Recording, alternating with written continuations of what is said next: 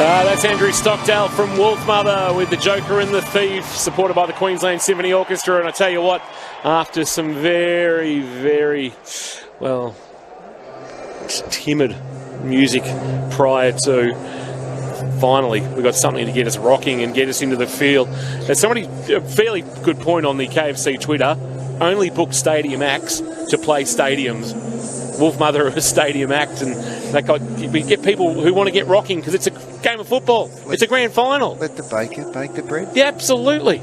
Absolutely. We're not too far away from bounce, 20 minutes away. So the umpires are about to join us on the arena, and the match footballs will be delivered. Who are the umpires, Kingy? So tonight, Matt Stevic will control his 8th grand final. What? No Razor Ray. Well, after being dropped for a semi-final, or following a semi-final, Simon Meredith in his 5th grand final, and Craig Fleer, who will have the honour of, I suspect now, throwing it up rather than bouncing it, is controlling his 1st grand final. Okay, that's good. Wendy's joined us on the line. Hello, Wendy. Oh, Wendy. Hello, guys. I just want to say thanks for a fabulous year of broadcasting for all of us who haven't been able to see any of the footy, but here we go tonight, and I reckon we're going to win by 11 points. 11 points, Wendy. We'll take that. We'll take anything that is in favour of the Cats. Yeah. Good luck, Wendy. You confident? Yeah, sort of. I don't know about the rain. Don't think we need that, do you? No, I don't know. Well, let's hope in about 3 hours I'll be able to tell you, Wendy. But thanks for your support this year. It's much appreciated. Are you knitting tonight while watching, Wendy? I'm taking orders if we win, as many as you like. Oh, God. You'll spend all summer doing that, Wendy, if they win. Okay. Wendy, thank you. I appreciate it. I can guarantee one thing. Wendy gets a party pack? No. Late July next year, guess what? The maternity wards at Geelong Hospital, St John of God, the Epworth in Geelong are going to be very busy because there always seems to be a spike around a Geelong grand final. Is that have the Bureau of Statistics actually confirmed that that's the case? It's data. So what you're saying is that people, if the Cats win the flag, they get a little amorous, do they? They do. What, and they get in their little charger? Yeah, so you will find that in June, the Junes of 08, 10 and 12 will have had probably a spike. Do you know this has happened, or have you made this up? No, it's legit. Unless, of course, they've pre-ordered with Wendy. Yes, and then you can cut that off at the pass if you've pre-ordered your knitted club issue. No, Benny, no. We're moving right along. Wendy threw us under the bus earlier in the season. That's exciting then. So what you're saying is that there'll be a baby boom in 9 months if the Cats win. Outrageous behaviour. Okay, fantastic. So, as your Twitter going, my personal KFC Twitter over here is going gangbusters with people sending in pictures of their lounge room while listening to K-Rock pre-game. The amount of Geelong stuff getting around in the lounge rooms of this great city is phenomenal. So, Ben, see if you can get people to perhaps on the official K-Rock Twitter at K-Rock Football, instead of using my personal KFC Twitter. The Cats are out. Great. The Cats are out, led by Captain Joel Selwood, who captains Geelong for the 200th time tonight, Benny. A wonderful achievement to lead a football club on that many occasions. And if he rolls into season 2021 as skipper and without any real issues, and Geelong were to get this deep next year, he'll go very close to the record, of course. Stephen Kernahan, 226 games. He's only the 6th player in history to captain his club 200 times. Just off the KFC 22, Paul Murphy has put a picture up. It looks like it's have to be in Europe somewhere, wouldn't it? He's got the Cats. The sun's out, so on the veranda. It looks like a lovely setting there. I'd say it's Italy or France or somewhere. He might be able to tell us where he's actually listening. So he's got the scarf. The Cat scarf is out on the balcony. The sun is shining wherever he is. It looks fantastic. Cat fans are absolutely up and about on the KFC Twitter, Kingy. They are waiting for the baby boom in about 3 hours. Some people have actually just, after you've said that, they've just sort of stuffed the footy. I don't care where's the footy. Harry Taylor tonight playing his 31st final, which will take him to equal 5th all-time for finals. Joel Selwood, his 34th. He sits 3rd behind Michael Tuck and Sean Bergen. I think it was Alan who joined us on the line. Alan, thanks for your call. Mate, you all right, mate? How you doing tonight, mate? Ask me in 3 hours. Yeah. I'm just ringing up to say good day to you guys. And that, I was played footy with Michael Cole down there in North Womble. The great 37. Yes, and his brother Nigel Cole, down there at Melbourne. I played with Dean Smith, Goober, down there as well. And young Jared Rook, he went on and played with you guys as well, number 44. Played at Caston and Maxi Rook. He did? Yeah, that's right. He played for Caston. I played down there as well, down there at Caston and Cats as well, under Justin Munro. Brilliant. And he was the coach down there in 2000. Yeah, so in the Western Border League. That's not too bad. Good work. Hey, Alan, appreciate your call. Richmond about to make their way out, so we'll leave you. Appreciate your call. Enjoy the call tonight, and hopefully the Cats are in front come around 10 o'clock this evening. Trent Cotchin now about to lead the Tigers out on to the Gabba. We never thought we'd be saying that. Two grand final teams running onto the home of football in Brisbane, but that is what 2020 has thrown at us. Just tell you too, Kingy, I mentioned each week the bench is really immaterial, I suppose, in footy, but I have a feeling Geelong may have started with these 4 players on the bench last week. So Buse, Ablett, in his final game for the Cats, Parfitt and Tui will start on the bench for Geelong. Gives you some idea, Neil, probably who is likely to start in the middle. For the Tigers, Asprey, the second ruckman / defender, Rioli, Graham and Short will start on the pine for the Richmond Footy Club. Good work there, Benny. Jed Buse during the week picked up his first Brownlow medal vote in what was his 94th game. So is that right? Good to see Busey polling a vote. It's very rare that defenders poll votes these days. The traditional team photo that's taken in colour, they've needed Glenn Ferguson from the Addies Flash. Yeah, they did to light that one up. So that becomes the official Premiership photo. Traditionally, the clubs now, in the old days, would go back to the club and they'd organise a day and out in the ground with the cup. But now they take the one taken out on the ground with the coach and the players. So the smoke is creating a bit of a haze through the Gabba. The rain looks to have cleared, Benny, which is a good result. Yes, well, that hopefully dries out and continues to do so. Maybe we might have some much drier conditions in the second half. First half is obviously going to be a little bit slippery. Talking to Patrick Dangerfield, of current players, he is 4th on the list of games played without playing in a grand final, so 268 games. Are you guys be able to tell me who the other 3 current players who are above him on that list? King, you've already seen them. So I would have got a couple. Well, one of them is Cade Simpson. The other one is someone you coached, Neildy. Yeah, no more information. Yeah, obviously. You're all over. Bald and played the midfield. Yep. Nathan Jones. And the other one plays for Carlton and was a former captain of the club. Mark Murphy. Yeah, so those 3 players have played more games than Patrick Dangerfield without playing in a grand final, but Dangerfield obviously breaks that duck tonight in what will be his 269th game. He snuck to that number very quickly, hasn't he? Well, not really, because he's on the TV every 3 minutes. I know. It just feels like it. So he's kicked 299 goals. He's looking for his 300th goal tonight. If Gary Ablett can kick 5 goals tonight, he'll be on 450 goals. If he kicks 5 goals tonight, guess what? Geelong have won comfortably. Yeah, correct. Geelong have won very. If my mum had plums, she'd be my dad. So, right. Well, hang on. We're still in the pre-game. You come out with that. So Paul Murphy, Warrnambool born and bred, living and listening to the Cats from Muscat in Oman. Was that Paul? Yeah. Really? In Oman? In Oman. I said Italy or France. I wasn't far off. Well, sort of same time zone. There you go. That's fantastic. You were a long one. I bet you Paul's one of the few that'll be listening to the Cats in Oman. I'm not sure who he celebrates with after they get the jockeys. He may just have to go with your theory, King. He might. But it's in the middle of the Arvo after this, so hopefully he's right for a bit of a sort of a late afternoon session. Geelong Insurance Brokers. Completely out of hand. Geelong Insurance Brokers head-to-head match-up or match-ups. Neil, you've asked for leeway all year. And, that's a very good point. There's a tweet just come out. He is the brother of, but Alan Christensen announced his retirement during the week, so he becomes a second Cat from 2011 to retire. Travis Barco being the other one in recent weeks, and he wasn't in the retired players. Now, that package may have been done before retirement announced, but failed to be acknowledged after 133 games, although I suspect you might have to play a certain amount of games to be acknowledged. Yes, you do. I don't know what that number is. Well, but Lyndon Dunn and Will Schofield were there. Lyndon nearly got 200. And Will was about 194. You might have to be in the 200 club, which they both will have been because they played with their night series or their pre-season and other games. That's by the by, though. Geelong Insurance Brokers head-to-head.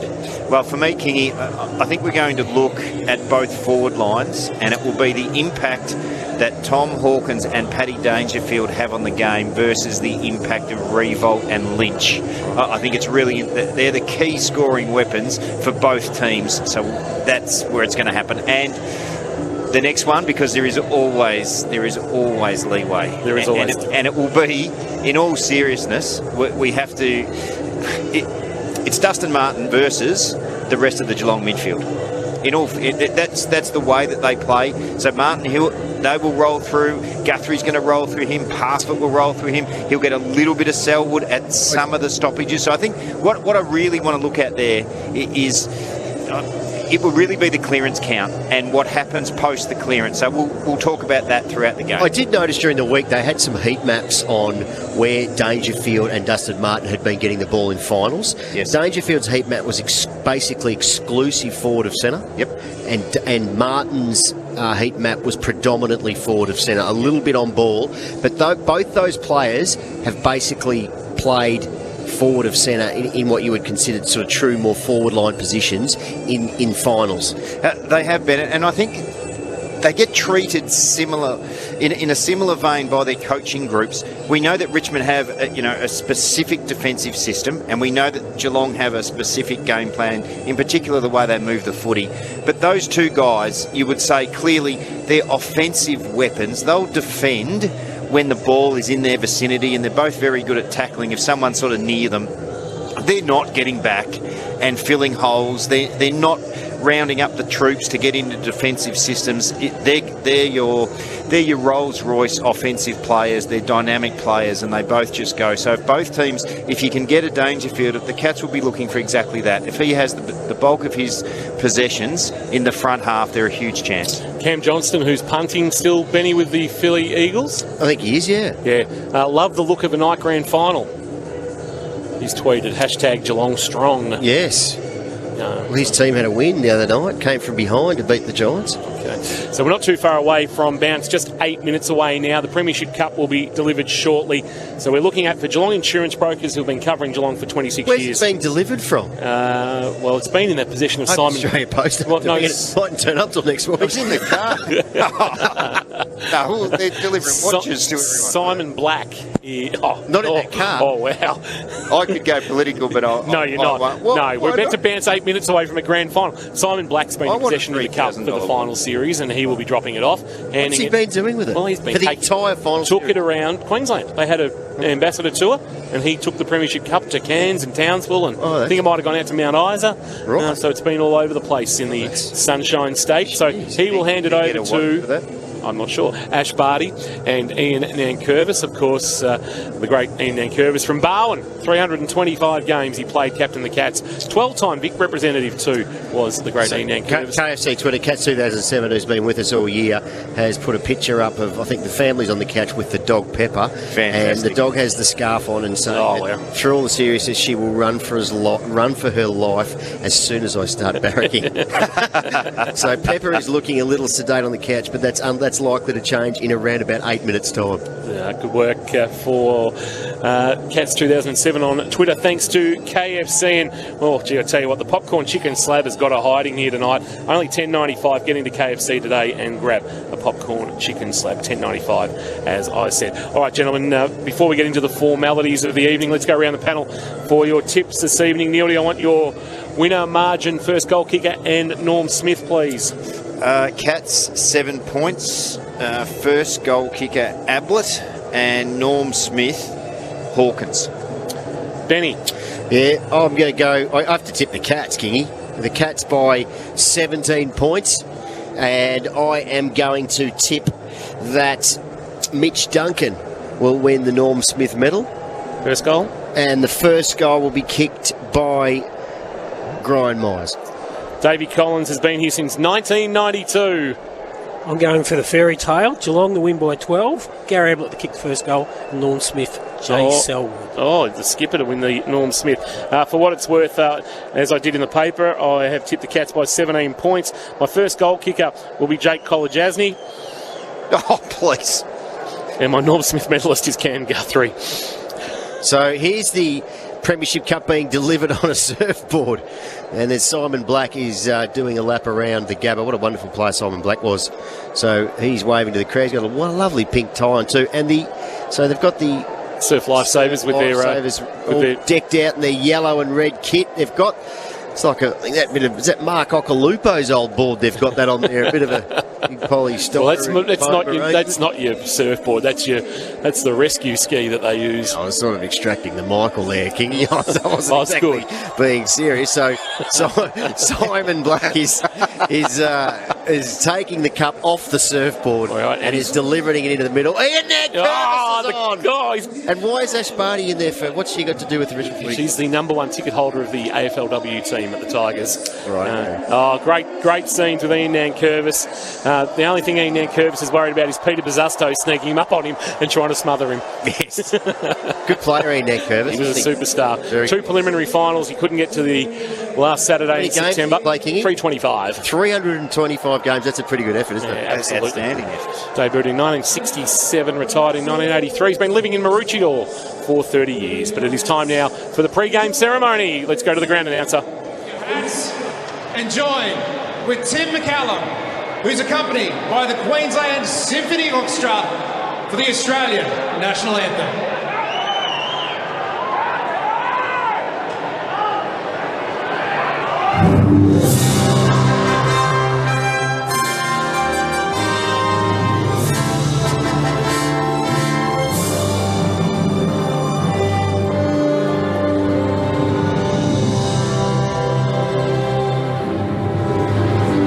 Australians, oh, let us rejoice, for we are young and free. We've golden soil and wealth for toil. Our home is girt by sea. Our land abounds in nature's gifts of beauty, rich and rare.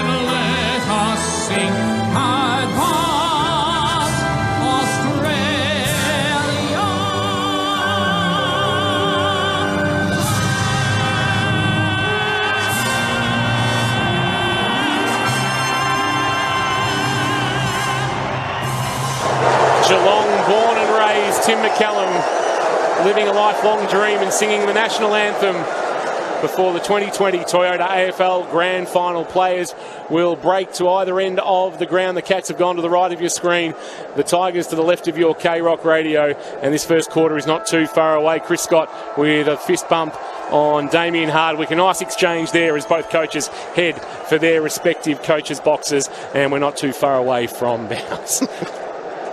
Oh, look, it's gone a little bit pear-shaped, this long pre-game, hasn't it? Well, keeping you under control is not the easiest thing, and I really wish when they asked me to do this job that I took that into account. So Trent Cotchin and Joel Selwood to head to the middle of the Gabba. Feels weird saying it. They will meet with the umpires where the florin will be flipped. Face this way. Come over here. So there will be a very quick photo. Joel, your call. So we've got a heads local from Queensland AFL flipping the florin right in the middle of the Gabba. Call is tails from Joel Selwood, and the toss has been won by Trent Cotchin, who will kick. So it's a specially minted coin for the AFL Grand Finals, not just your 20-cent piece out of the umpire's back pocket. There's an actual coin with heads and tails written on it, and Trent Cotchin has won the toss and will kick to the left of your K-Rock radio. South Point Garden Supplies. Ash and the team have been with us all year at South Point Garden Supplies, 15 Boneyards Avenue in Torquay, just behind the Bunnings. Looks like the rain has stopped, and we will hopefully, looking at the radar, get a fairly clear night in terms of precipitation, and the only thing we'll have to worry about is potentially some slipperiness on the deck. So the Cats in a very tight huddle just inside the forward line at the right-hand end of the ground, the end that they will kick to. They have broken now, and the players will head to position. This is where Mark Neal, you get to work and you earn your dollars. The Wombat Gully Plant Farm matchups. Look like Dangerfield, obviously, he's going to start forward for the Cats there. I don't think he was heading into the midfield, so... Yeah, correct. He'll go forward. He'll be with Hawkins. Look, the Cats will be looking to hands on the footy, win the contested ball, go real quick, go up the middle of the ground. The forwards will need to isolate. That's the way you get on top of the Richmond defensive system. They like to come together. They don't like one-on-ones against them in the back 50. That's what we'll be looking for. You'd expect, Bolter will go to Hawkins. We understand that. Dusty's the middle of the ground. One of his opponent at the moment looks like Selwood sort of going near him. And down the other end, you would look for, obviously, Henderson and Taylor. They'll get Lynch and Revolt. So first quarter for Signature Homes. If you're thinking of building, have a conversation with Signature Homes. Joel Selwood and Dustin Martin finding themselves as partners in crime in the middle. Terrific matchups in there. Got Duncan in there next to Cochin. That's another good one. Guthrie is the other player with Prestia. First bounce, here's Benny. So Stanley, first tap, first kick to the skipper Selwood. Towards half forward, slippery ball. Simpson met hard. Guthrie, clean hands. He was dispossessed though. Broad's in there, tackled by Dalhouse. I don't think that ball's coming out. Interesting, Neody. Richmond starting with Martin in the middle. Cats opting with Dangerfield up forward. Yeah, absolutely. Dangerfield, he started right on that square line, or as close as you can get to that square line, so not deep at the moment. So off the ground went Cochin towards the wing. Slippery pill. Bolton hacked it forward, gained valuable metres towards half forward. Taylor in front of Lynch, sees it out. And Edwards wanted deliberate. And the umpire said no, throw it in. So basically true centre wing. We'll get some Wombat. We got Taylor to Lynch at the moment, Ben, for one. So Wombat Gully Plant Farm matchups. The game will settle in the coming minutes. Stanley up against Nankervis. Stanley from behind winning the tap down. Selwood hands on the footy. Dumped in a Nankervis tackle. And just forward to the outer side logo, a ball up. Really good start by Selwood. He's got his hands on the two first clearances and he's still opposed to Martin. Umpire tosses it up again. Umpire Fleer in his first grand final. Nankervis the tap. Then Stanley had a palm. Nice little touchdown from Guthrie to Selwood. He kicks on his left, but he's put it out on the full at left half forward. So any matchups defensively you've been able to pick up, obviously Taylor to Lynch. The obvious looks like Henry to Castagna. Yeah, correct. I've gone the other one. Had a look. Broad is the one that's running with Dangerfield at the moment. Henderson with Revolt. Talking about Nathan Broad. Has got it at right half-back, drives it to the outer wing. Taylor and Lynch. Lynch just wanted to knock it on, but O'Connor was out the back. And the Irishman from Dingle on the bounce to Guthrie had a fumble. O'Connor had to come and help him out. Didn't have the footy. It's knocked away into the path of Edwards. Socketed off the ground. Great pick up, Henry. And he just jammed it on the boot towards half-back. Taken by Dalhouse. Tackle of Loston was good. Dalhouse got a kick away as he was dumped. Prestia tries to keep it alive at the boundary line. Step past Simpson. Handball back to Cochin. No, it was out of bounds. We'll get a boundary throw in. So the Cats and the Tigers early intent. The ball's going to be on the deck a lot. It is. We've seen Bolton kick it off the ground a couple of times. He's being picked up by O'Connor at the moment. So throw in. Nankervis again up against Stanley. Front position to Nankervis. Selwood went off the ground. Ball to the wing. Who coming up to meet it there? Was that Broad, who took the footy and the ball out for a throw in. So scrappy start. It's going to be tight and tough. Wet, slippery conditions for the 2020 grand final at the Gabba. And the ball will be thrown in on the true centre wing. Stanley again behind Nankervis, taken by Edwards. Farms a nice handball. Lambert will sit for him. Throws it on the right peg inside forward 50. Who's there to meet it? Castagna's got the wheels. Bounced over his head. Henry has been good in this final, so his hand pass a little hot. Blitzarves comes back to mop up the mess to Henderson. Fancy dancing from Henderson and a long ball to the wing. He sends it to a one-on-one. Rowan flew, couldn't mark. Revolt, rather Floston, brought it to ground. Handball too hot for Hawley. Will roll towards the boundary line and out for a boundary throw-in just forward to the wing on the broadcast side. Thanks to Warralilly, live in Geelong's most awarded community. At the moment, Blitzarves is on the wing. He's being picked up by Pickett. Pickett's really keeping his width and really teasing. He doesn't want Blitzarves to get too close to that contest, so that's a really intriguing battle of strategy at the moment. Stanley and Nankervis down to the front. Head over at Selwood, couldn't take it. Cochin's little dribble kick. Went about 10 metres, but only as far as Guthrie to a one-on-one. Well done, Bolter. Worked Hawkins off it. Then just sock it off the ground for space. And we've got a foot race now. O'Connor will be first there. Bolton nudged him off it. Umpire said play on. Baker was clean with the pickup. Handball released to McIntosh. Dragged down by Rowan, but got a kick away. Rolling ball. Taylor will be first there. Just had to get it up to a teammate. Did. Or Myers will get a free kick taken high. Or will it come back as a throw? Take your pick. Which is it? It's going to come to Myers. So, high Myers. Although you could argue that Taylor scooped that. Was first, yeah, absolutely you could. So the free kicks with Brian Myers, who's near the interchange gates out of side, Benny. So Myers darts a ball inboard. It's okay. He's got Colin Jasny now. He comes into the middle. It's a little risky. Henry has to work over his head. Blitzarves comes through, mops up the mess. Great tackle though by Rewalt. Ball spills for the Tigers. Pickett's got it. Throws it on the right peg. A high ball. No one there though. Henderson the only man there. And he marks and actually can waltz away and send the Cats into attack. He sends it long looking for Simpson. Ball got out the back. Vlosten will be first there. Knocked away by Dangerfield. Took Vlosten. Here's Ablett. Good pick up. Then a handball release to Blitzarves. He's taken in a three-man Tiger tackle. Ablett saw, and it's a shoulder, and Vlosten's out for the count. So you got Ablett down clutching a shoulder, and Vlosten, who copped a full proof of Dangerfield. So, that could be it for Gary. You would suspect that shoulder's been popped, and that will be night over, and that's not way game 357 and his last was supposed to end for St John of God. And you would think that Nick Vlosten's night might be over too, nearly. Absolutely. That was a big collision with Paddy Dangerfield. You think both those players are in strife. So Gary Ablett is being escorted off the ground. Looks like Dr. Jeff Allen is the man helping him off. And the last time we see Gary Ablett is a handball out towards a teammate. And Gary, unless they can do something with the shoulder, won't be seen again in his final game. A tragedy in football. The Gary Ablett season and career will end this way. We can only hope he can come back. They can find a way. But Nick Vlosten's now the actual concern. Gary Ablett's up and moving. And he's grabbing, is it a shoulder or he's grabbing at a wrist? Yeah, no, well, that's what you do. If your shoulder pops out, you grab the wrist to just get some stability. So for St John of God, so right now Nick Vlosten's the other concern. He's copped the full force of Patrick Dangerfield coming out for the footy. And what's actually probably exacerbated that, Neildy, is that Vlosten's head has hit the turf unprotected. Yeah, absolutely. So, look, start of the grand final, we didn't see that coming. A couple of injuries.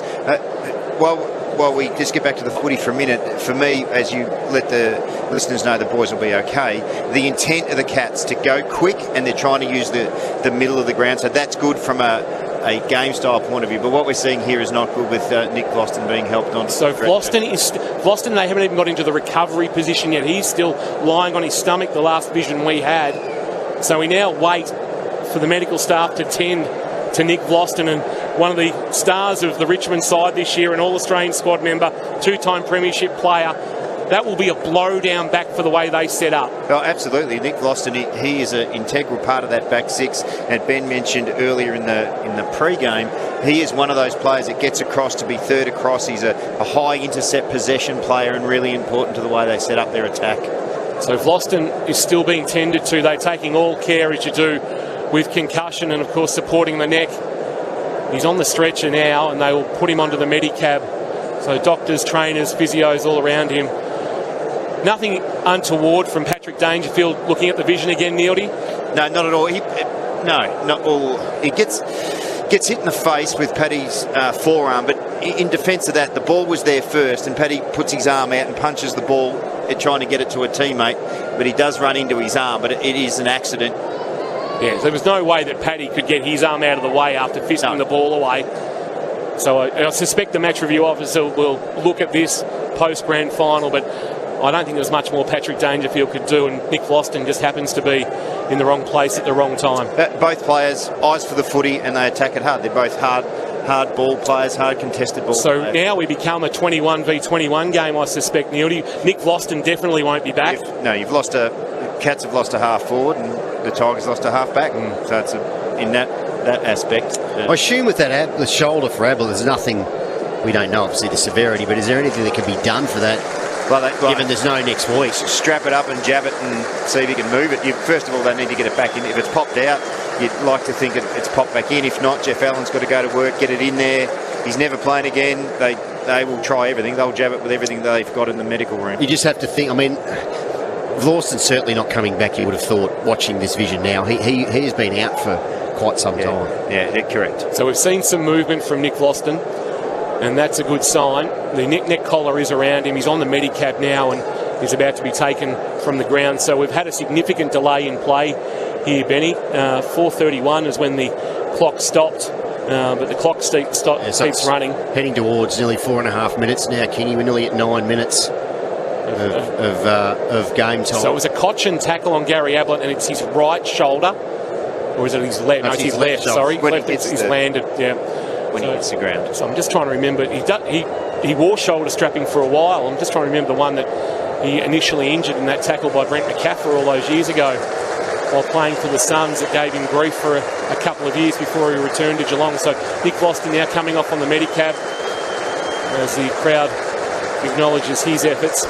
And unfortunately for Nick Loston, he may not have too much memory of Grand Final 2020, and he's so actually resigned to his fate that he started unstrapping his wrist and thumb strapping off his left hand as he comes from the ground. So he will hope that his 21 mates can make him a 3-time Premiership player, and he does get a roar from the Richmond faithful. You would suspect as a well-followed club they will have majority support at the Gabba, but the Cats not without their own numbers as well. So play will just about resume. They'll get off the Medicab, Nick Loston, and down the race into the Richmond rooms, but until they do that and get the Medicab off the ground, play can't resume. So we tick towards 6 or 7 minutes of stoppage time, and you don't expect that after only playing 4 minutes in a grand final, Neely. No, you certainly don't. It's just a reminder of how hard this game of football is and how hard the players do go in the one passage of play to severe injuries. So thoughts with Nick Loston, and hope he's okay, but we don't think we'll see him again. And the big question is, what can they do for Gary Ablett to potentially get him back in his final game of football? We've seen Gary for the last time.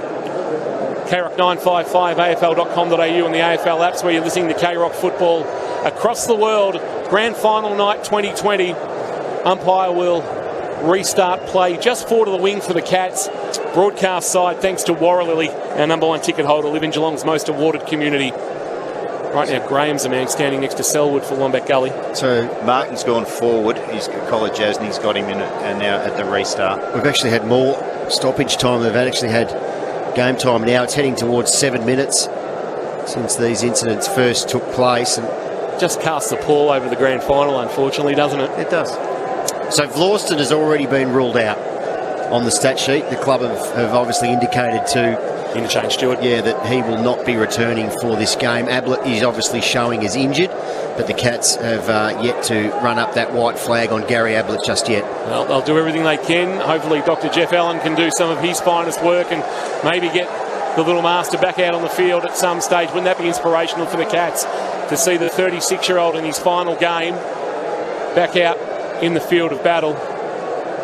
Just waiting for umpire Meredith to restart us, and they're just waiting for the Medicab to go off the field of play. So when we do restart, King, it will be a throw-up basically on the point of the square. It's been that long since. And it is thrown up now. Benny, get us underway again. So Blitzarves taps it down.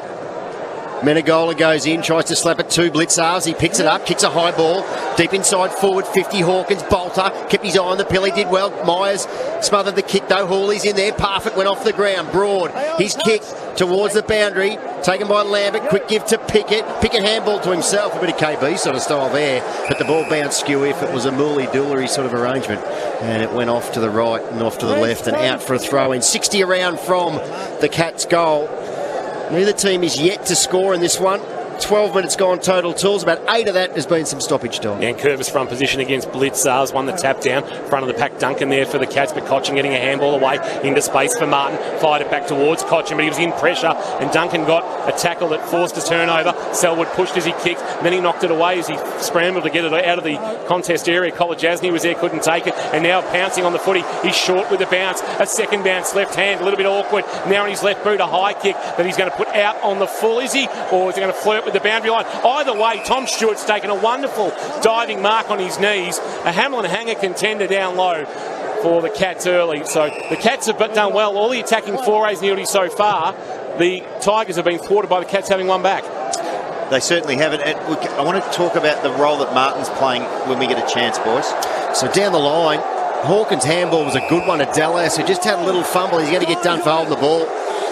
It's been the one that's probably been out of form for the Cats a little bit, Dalhouse, and he had a chance there, but he fumbled the hand pass, and then he was done like a dinner.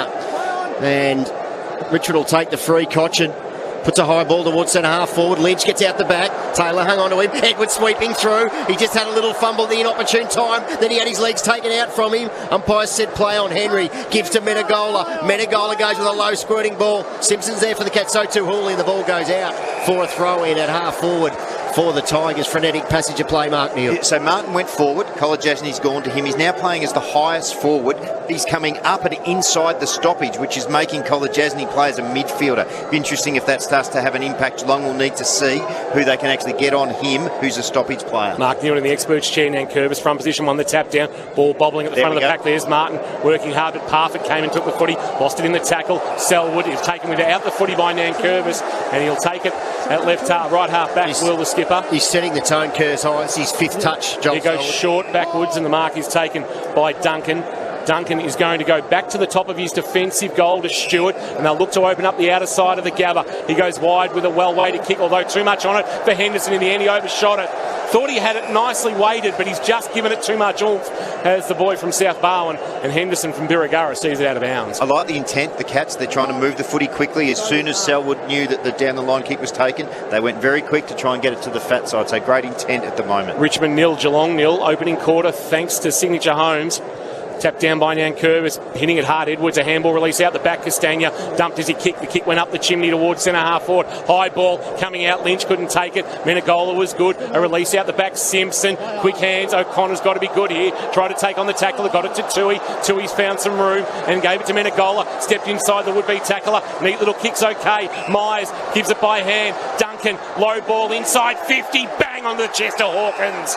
Great result. And it's in the right forward pocket for the power fade, Benny. Yeah, we love the power fade, Kingy. We want a grand final power fade. A little stinger back into the breeze, Tiger Woods. Oh, Menegola with a nice little sidestep, and the delivery to Guthrie. In fact, it was not Myers who gave it to Duncan. And then the kick inside 50 onto the chest of Hawkins was luscious. And onto the full chest that he met it. And this will be great for the confidence if he can kick this one.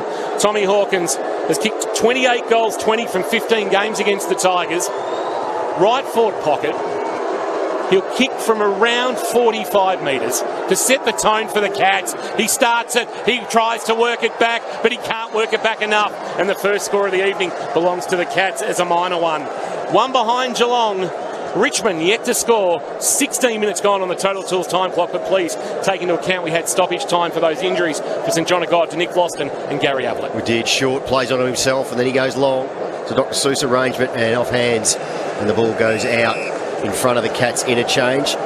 Blitzarves is just getting vision of Lawson walking around in the room, so that's a good sign, but he won't know whether what day it is. I wouldn't have thought. He went down Saka Spud style, so Stanley got it down. That was taken by Bolton. Quick give, chopped off though. Here's a chance. Guthrie through traffic. He's been good. Outside of the right shoe, into the pocket. Bolter, Hawkins. Oh, Hawkins! Hawkins, was that a mark? He tries to get it to Rowan. He can't handle the footy. Was that a mark to Hawkins? The umpire might have called play on. He looked to have enough of it, and he tried to flip it over the top.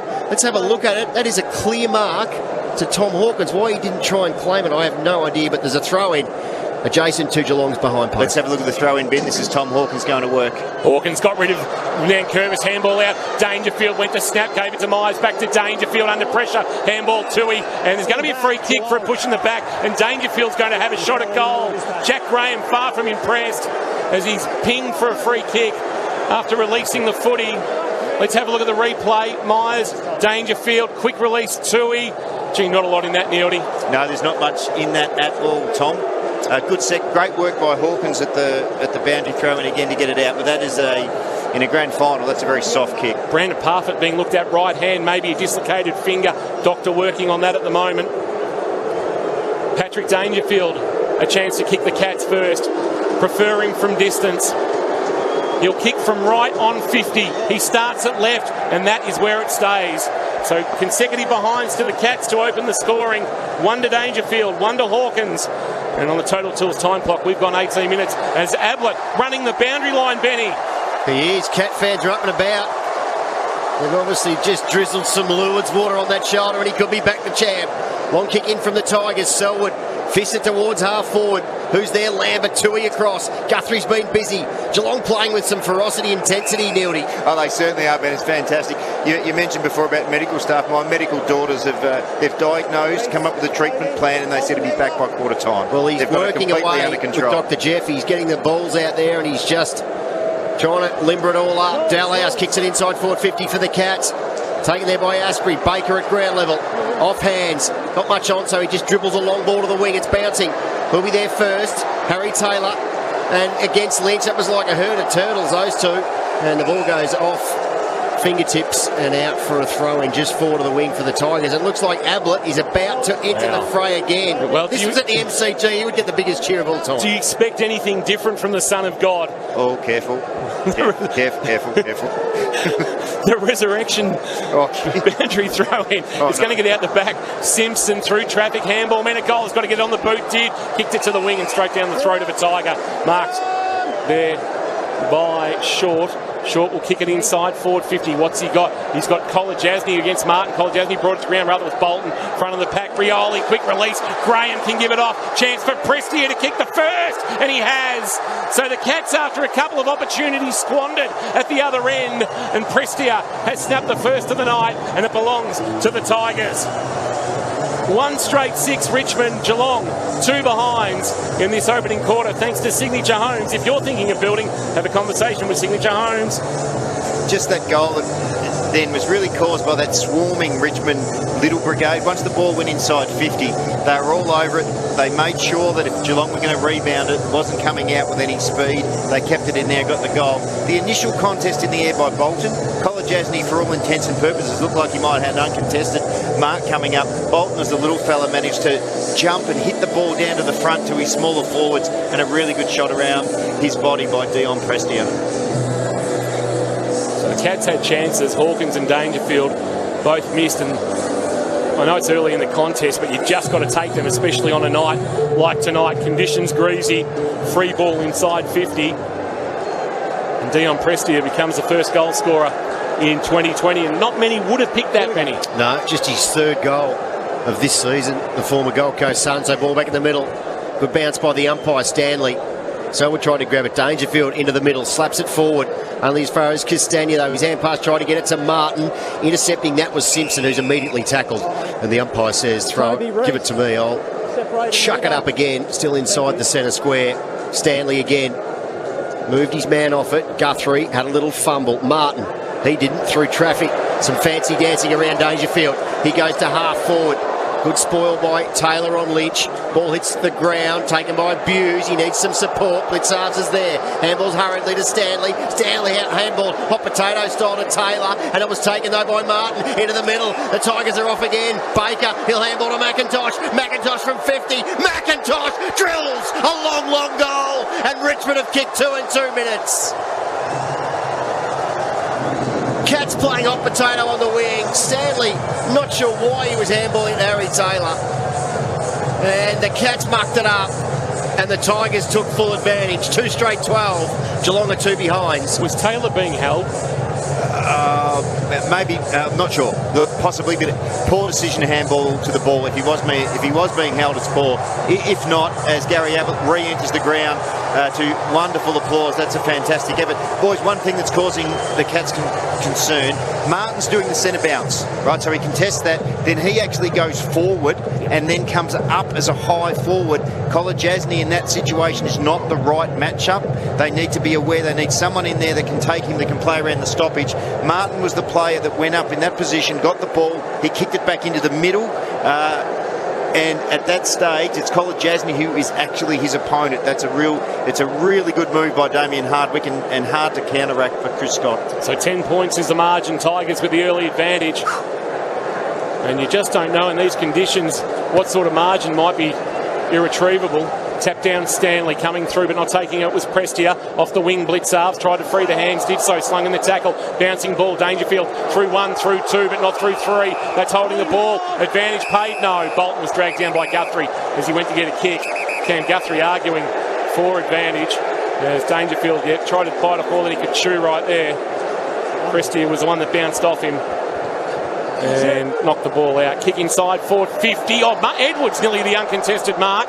Graham, a handball. Castagna, Rioli. Martin tight in the pocket that he favours. Tight angle, goal square. Menegola forced to defend on McIntosh. That's a juicy matchup for Wombat Gully Plant Farm. Nildy on a wing.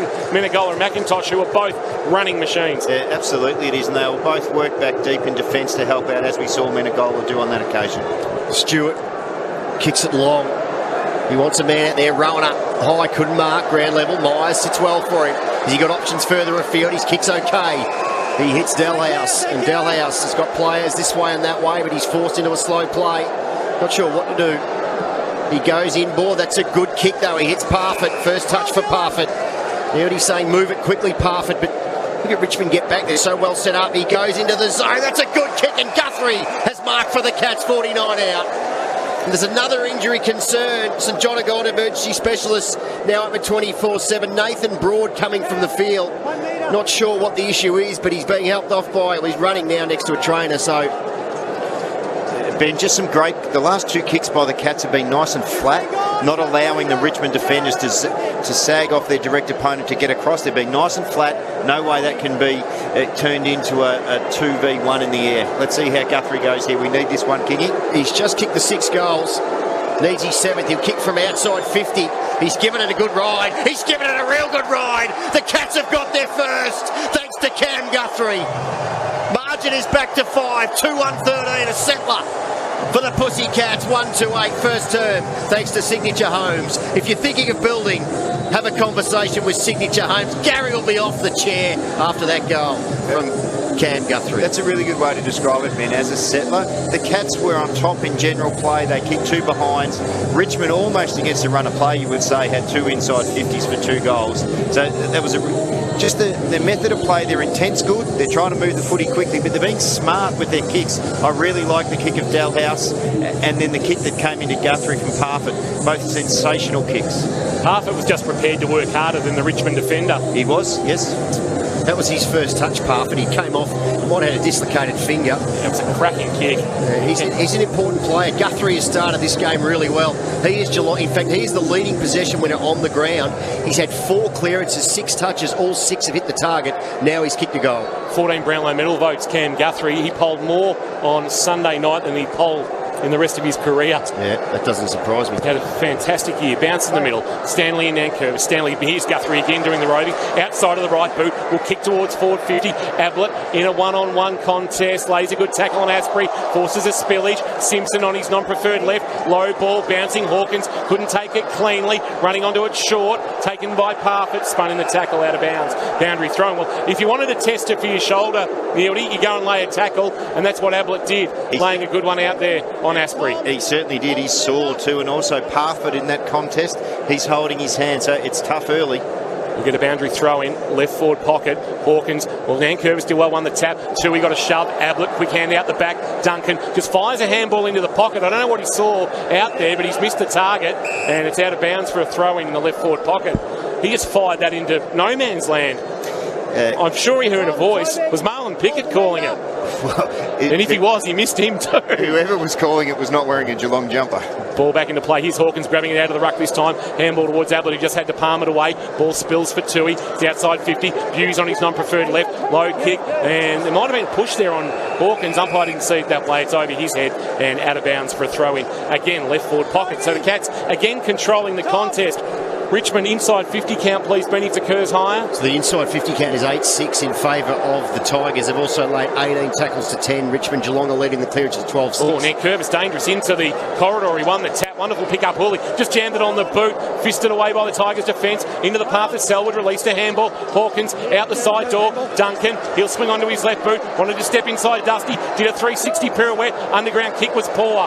Hooley, good. Handball to Cochin. And he launches from defensive 50 to the wing. Bouncing ball gets out the back. Henry playing the sweeper. Gave it to Stewart, who fed a handball over the top. Kick, driving ball, and that's going to be out on the full from Duncan. So Mitch Duncan, just a couple of skill errors from a player that's usually so cool and calm with the footy. Yeah, he started shakily, Mitch Duncan.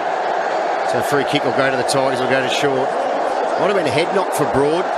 So keep an eye on that. Down the line, Stanley up, couldn't mark. Sweeping through as Edwards. This looks dangerous. Edwards inside forward 50. Oh, getting back brilliantly, Stewart. Saved a certain goal. Got back with a defensive spoil. Gives to College Asney. We've got streakers. Oh, we've got streakers too. It's all happening. Oh, no, we've got security on the field. So streakers, what idiots. Well, can it be classified as a streaker when you're fully clothed? No. It's not a Helen Domingo sort of arrangement. So 2 idiots. And they're going to have to, the umpire says they're going to ball it up as a result. So the Cats were actually out with the footy. And what happened was another security member came onto the ground into the path of the footy, or is Tui going to get to hang on to it? I thought the umpire said he was going to have to ball it up, but hopefully sanity prevails and go, well, Geelong had possession of the footy. They shouldn't be penalised from two absolute idiots in the crowd. Just one of the pitfalls of a night grand final, Kingy, when you've been on the brown bubbly suds all afternoon, it gets to game time, you're a little over-refreshed. What is that guy doing? You'll think he might be a member of the security detail, and he's just finding his way back to his position. And he's like Ghostbusters. He looks like Ferris Bueller. He's like got a vacuum cleaner attached to him. That Dusty's in for a pit change with a change of boots. Oh, it's a circus. Tui short, and the skipper has come up and marked just inside defensive 50. Cats will do well to exit here because Richmond have been able to set up. He flirts with the boundary line, but his short kick is marked by Duncan. So Mitch Duncan has been nervous with the footy. Very nervous. He goes across the face of his defensive goal with a well-weighted kick to Stewart, and they'll look to open up the outer side as Stewart makes Henry work and marks on his chest. So Henry marks and goes down the line. How will the kick sit? Working for him as Tui. It sits, he can't keep it in the field of play. And just those little half chances there, and if that kick's on target, Tui can go. Geelong is suddenly inside forward 50. Instead, it was slightly off target, and now we've got a throw in true centre wing. Oh, nerves are high, and the contest is really tough at the start of this grand final. Broad's back on the ground, gents, for the Tigers. And Parfitt also showing he's injured again. Might be having problems with that finger. Cochin a fresh area. Dangerfield went to go off the ground. Edwards was better. He bought 25 metres for his team, overrunning Castagna. Henry got a block from Taylor. Then they really messed each other up. Henderson has to be good. Here he was. Henry, Taylor ran into trouble. Just got a handball along the line. Can Duncan keep it alive? He will right at the boundary line. No. Just bobbled out as he was trying to burst away. Graham did have him covered, you would suspect. And we'll get a boundary throw in. Just forward of the wing, I suspect, favouring the Tigers. In fact, there's very minimal in it. It's almost true centre wing, and once the umpire flips it back in, it will be. Rebolt doing the ruck work. Stanley won the tap down, front of the pack. Duncan just jammed it on the boot, and it's just too high for Myers. Baker was there, poorly through traffic. Just fired a handball back inside defensive 50 to Bolter and said, Noah, you get us out of trouble, with a well-weighted kick onto the chest of McIntosh, who's got it at left half-back, broadcast side for Warralilly. So McIntosh already kicked a goal. Just dinks it down the line. He's got Broad, who marks. Forced into a slow play, kicks it over the top, and he's got Baker, is it, who marks just basically true centre wing. Baker, really good last week.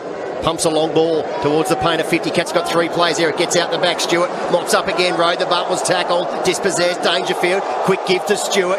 Tiger fans wanted to throw. Stewart sent a high ball to the wing. Hawkins is there. Asprey gets around Hawkins, and then he's got support in Rewalt on the logo outer side. Puts a squirting ball towards half forward. It's an absolute stink bomb. It was an aromatic sort of arrangement.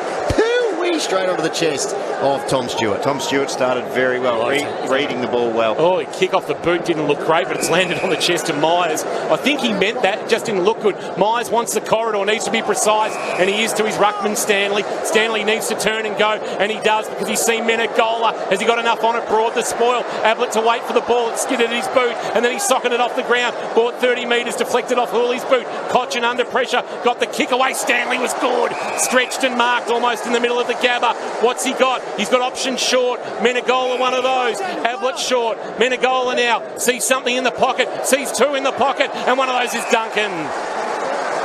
It was both Hughes and Duncan's got it in the right forward pocket where he can have a shot to give Geelong back the lead in the shadows of quarter time. Mitch Duncan on the chest, eyes darting to the corridor. The one thing that's really improved with Menegola this year is his kicking. He's really improved his kicking. It was a well-weighted ball. Tight angle, though, for Mitch Duncan. Game 2-2-3 tonight. He joins Neville Bruns on that number. A tight angle. He works it. He kicks the APCO service station's goal of the night. And he gives the Cats a 1-point advantage going into quarter time. 8 seconds to play. But Mitch Duncan with a very classy finish. A sublime finish from a star player on a big night. You said that he'd started a bit shakily with some of his disposals. That certainly wasn't. That was a fantastic kick for goal. Ben, you mentioned the kick inside 50 by Menegola was also outstanding, so we've seen a little bit of that. One player in that passage of play that was super important was Stanley.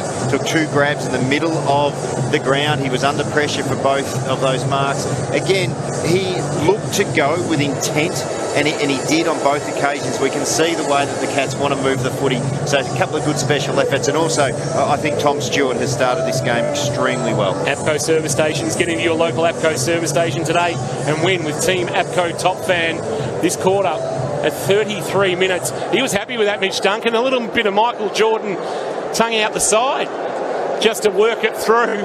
Michael Jordan was very good with the tongue out on court. I wouldn't say Mitch Duncan's in that class, but that's a nice finish. And there's 8 seconds remaining, so you would suspect there won't be another score. Stanley won the tap down, middle of the ground, Edwards, handball over the top, Dusty to pounce, and then hack it out of mid-air towards half-forward or one-on-one. Henry the fist knocks it to the boundary line, and that is quarter time.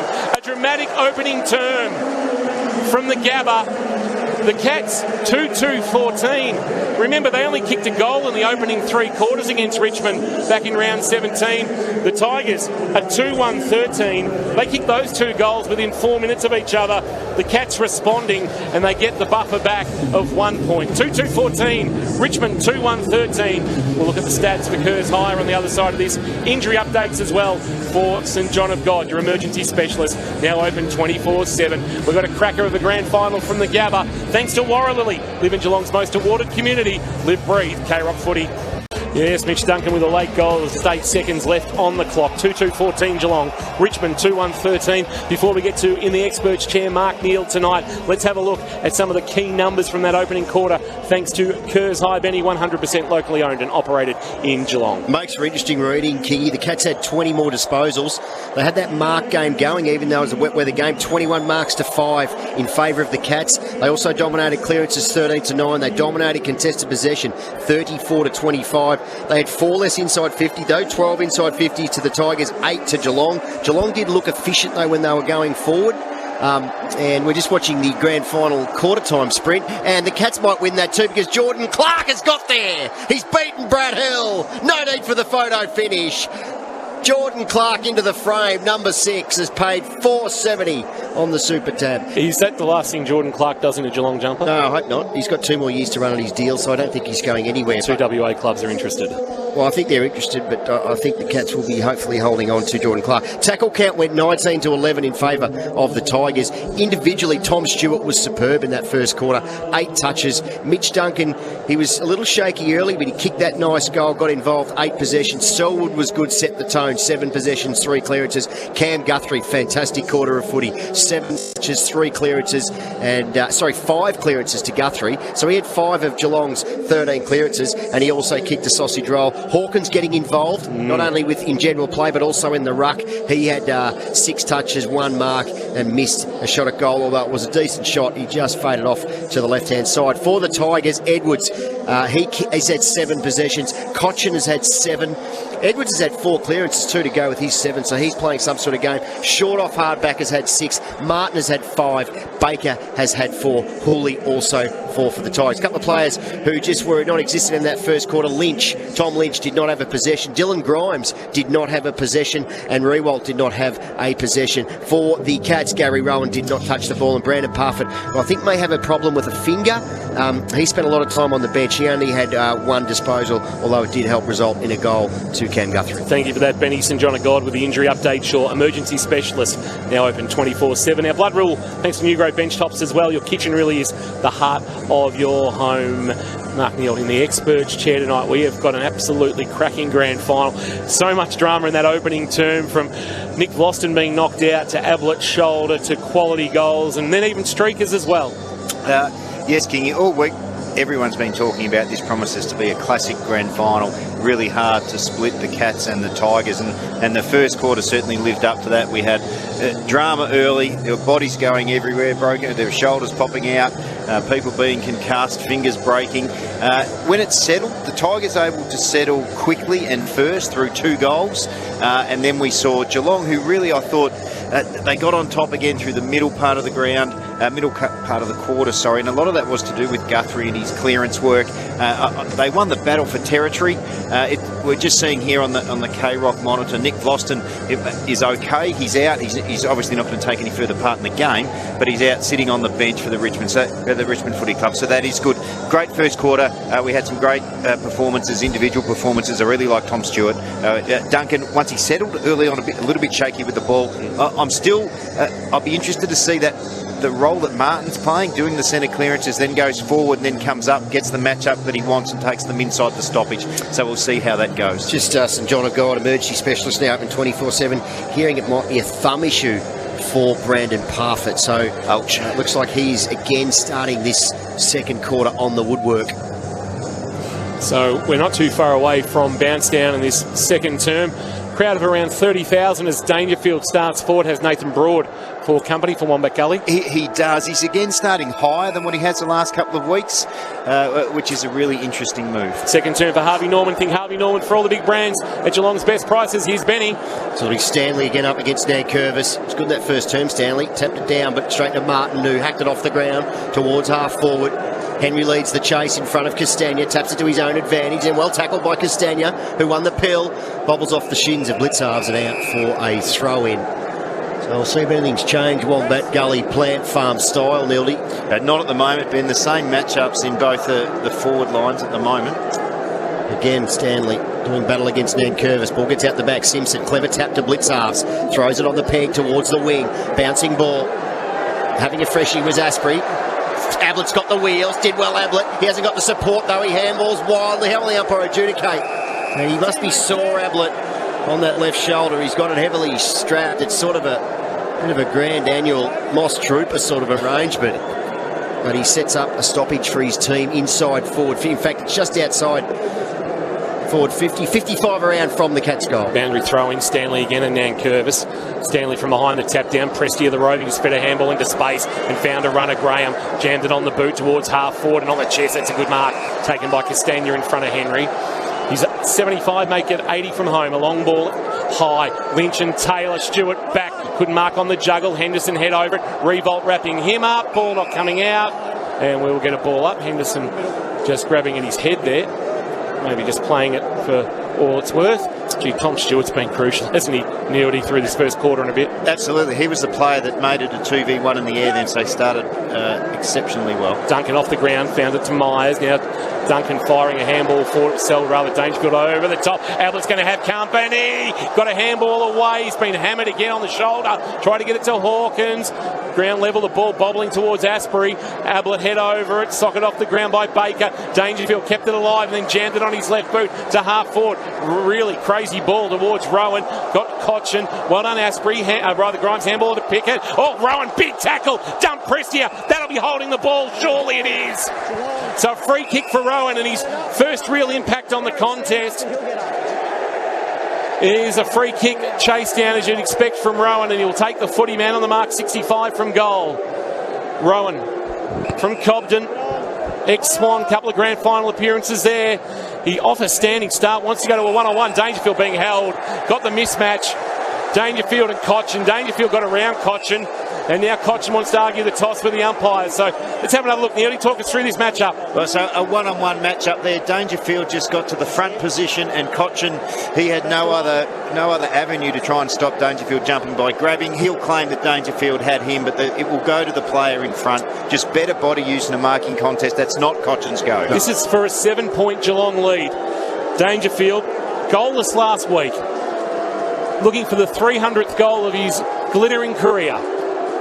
Left forward pocket, steps out slightly, sends it on its way. It's tight, it's tight. I think he's kicked it. He has. Goal 300 is one to remember for Patrick Dangerfield. Geelong out by 7. 3-2-20 they lead. Richmond 2-1-13 in this second quarter, thanks to Harvey Norman. Think Harvey Norman for all the big brands at Geelong's best prices. Ben, right at the start of the broadcast all those hours ago, you mentioned that on grand final days, you just have to take the little things and do the little things really well. Well, a massive tick to Gary Rowan. Well, actually, he can have 2 ticks. The tackle was sensational. And then for him to look inside 50 and identify out of the corner of his eye that Paddy Dangerfield has a one-on-one matchup where he's going to outmark him. Now, normally you would not kick the ball there at all. Normally that ball would go to the top of the square. But for Gary Rowan to identify that and then put the kick to the advantage of Dangerfield was outstanding. And then, of course, for the superstar to finish from there. Terrific team goal. It's amazing how stars of the game, and Trent Cotchin's a star of the game, can look all at sea when they're asked to do something they're not actually. And defending one-on-one in defensive 50s, you would... No chance. Trent Cotchin wouldn't have been asked to do that in the last 5 years. No, not at all. So ball back in the middle. Wonderful kick by Dangerfield. Umpire slaps it into terra firma. Stanley up. Cotchin goes off the ground towards the wing. Duncan's first there. Hit it hard. Did well. Took the pill as well. Then out of the corner of his eye, he spots Selwood.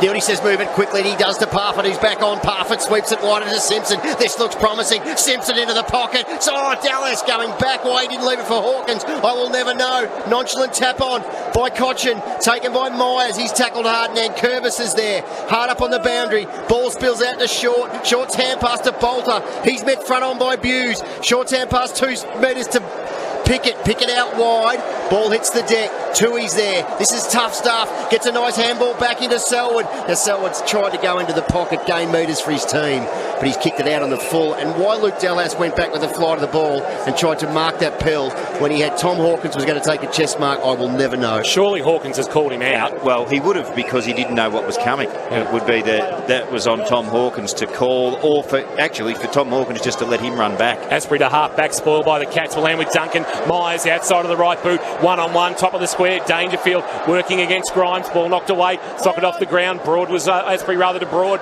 How's Parfitt with a loose foot? He had it knocked away. Tui tight against the boundary line. 55 from goal. Dangerfield's kick was touched. Stanley just needs to bring it to ground. Nankervis didn't hear the call. Dullhouse has wrapped him up and brings him to ground. We'll get a ball up. 15 out from the Geelong goal. So Nankervis surely would have worked out when he was tackled that, oh, hang on, this has been touched. I'll just take the tackle, thanks. Absolutely, he knew. So Dangerfield kicked in. Now Nankervis trying to get it out of the ruck. His kick was partially smothered. Tigers will clear just outside 50. Lynch, handball off. Edwards outside of the right boot. Wants to send it wide to a one-on-one. Bolton and Blitzarves. How will it work out? Bolton will have the speed, you'd think. Although he tries to take Blitzarves on by turning him inside out. Just holds a handball back. McIntosh fumbled. Stanley dived. He fell, went to ground. Simpson went to go off the ground. Missed the footy. Tigers are out here, you would suspect. Chance now for Castagna to get it forward, rather Prestia. Martin took 2 on and then fired a handball to Edwards. 51 from goal. Edwards, without looking, just sets it to the goal square. One-on-one. Lynch couldn't mark. Got rid of Kolajasny. It's off hands into the behind post and a boundary throw in the right forward pocket for the Tigers, and the Cats breathe a sigh of relief. Yeah, they do just some basic footy there by the Tigers. They kept their feet. A couple of the Geelong players went to ground and the ball kept moving and they were completely out of play. It's like the brown stuff's flowing reasonably freely there at the Gabba. Blitzarves in the ruck. Presti had a fumble. Blitzarves took it. Hacks it onto the left boot outside defensive 50. Gains 60 metres for his team. Ball bouncing close to the boundary. How will the umpire adjudicate this? Surely he won't pay deliberate. He does it. That was a good kick from Blitzarves. Must have gained at least 60. And ball has gone out for a throw in. True centre wing as Gary Ablett comes from the field, sits on the woodwork and has a little bit of 2 parts hydrogen, 1 part oxygen. Boundary throw in. Stanley winning it down twice. Now gets it into space. Chance for Dangerfield to attack it. Fumbled. Duncan, was he taken high by Broad? No, umpire said it's a boundary throw in. True centre wing. Right below our best seats in the house. Thanks to Warralilly. 10 years at the top and still so much more to come. Bedner clearance numbers?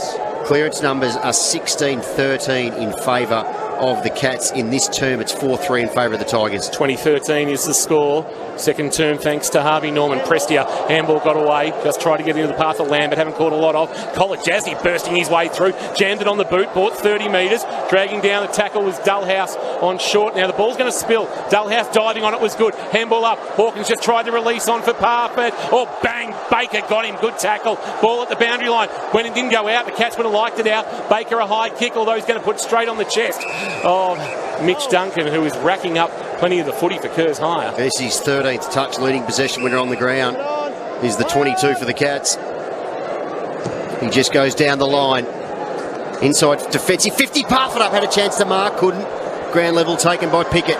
Pickett cuts a swathe and then puts it on the left peg back towards the wing. Lynch is there. Good fist away by Taylor. Ground level Martin swoops on it. Goes round the corner, but his kick wasn't great. Buse through his hands to Simpson. Back back to Buse by hand. Buse this way and that way to Henderson. In fact, it's Duncan again. Down the line, it's good to Myers. Myers is marked. He's got Dangerfield over the top. Enough on the kick. Yes.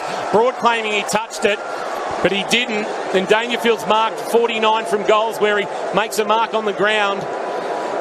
Some really good... they're setting the ground up well behind the ball. The Cats, Ben, you mentioned about that rebound 50 stat that you had.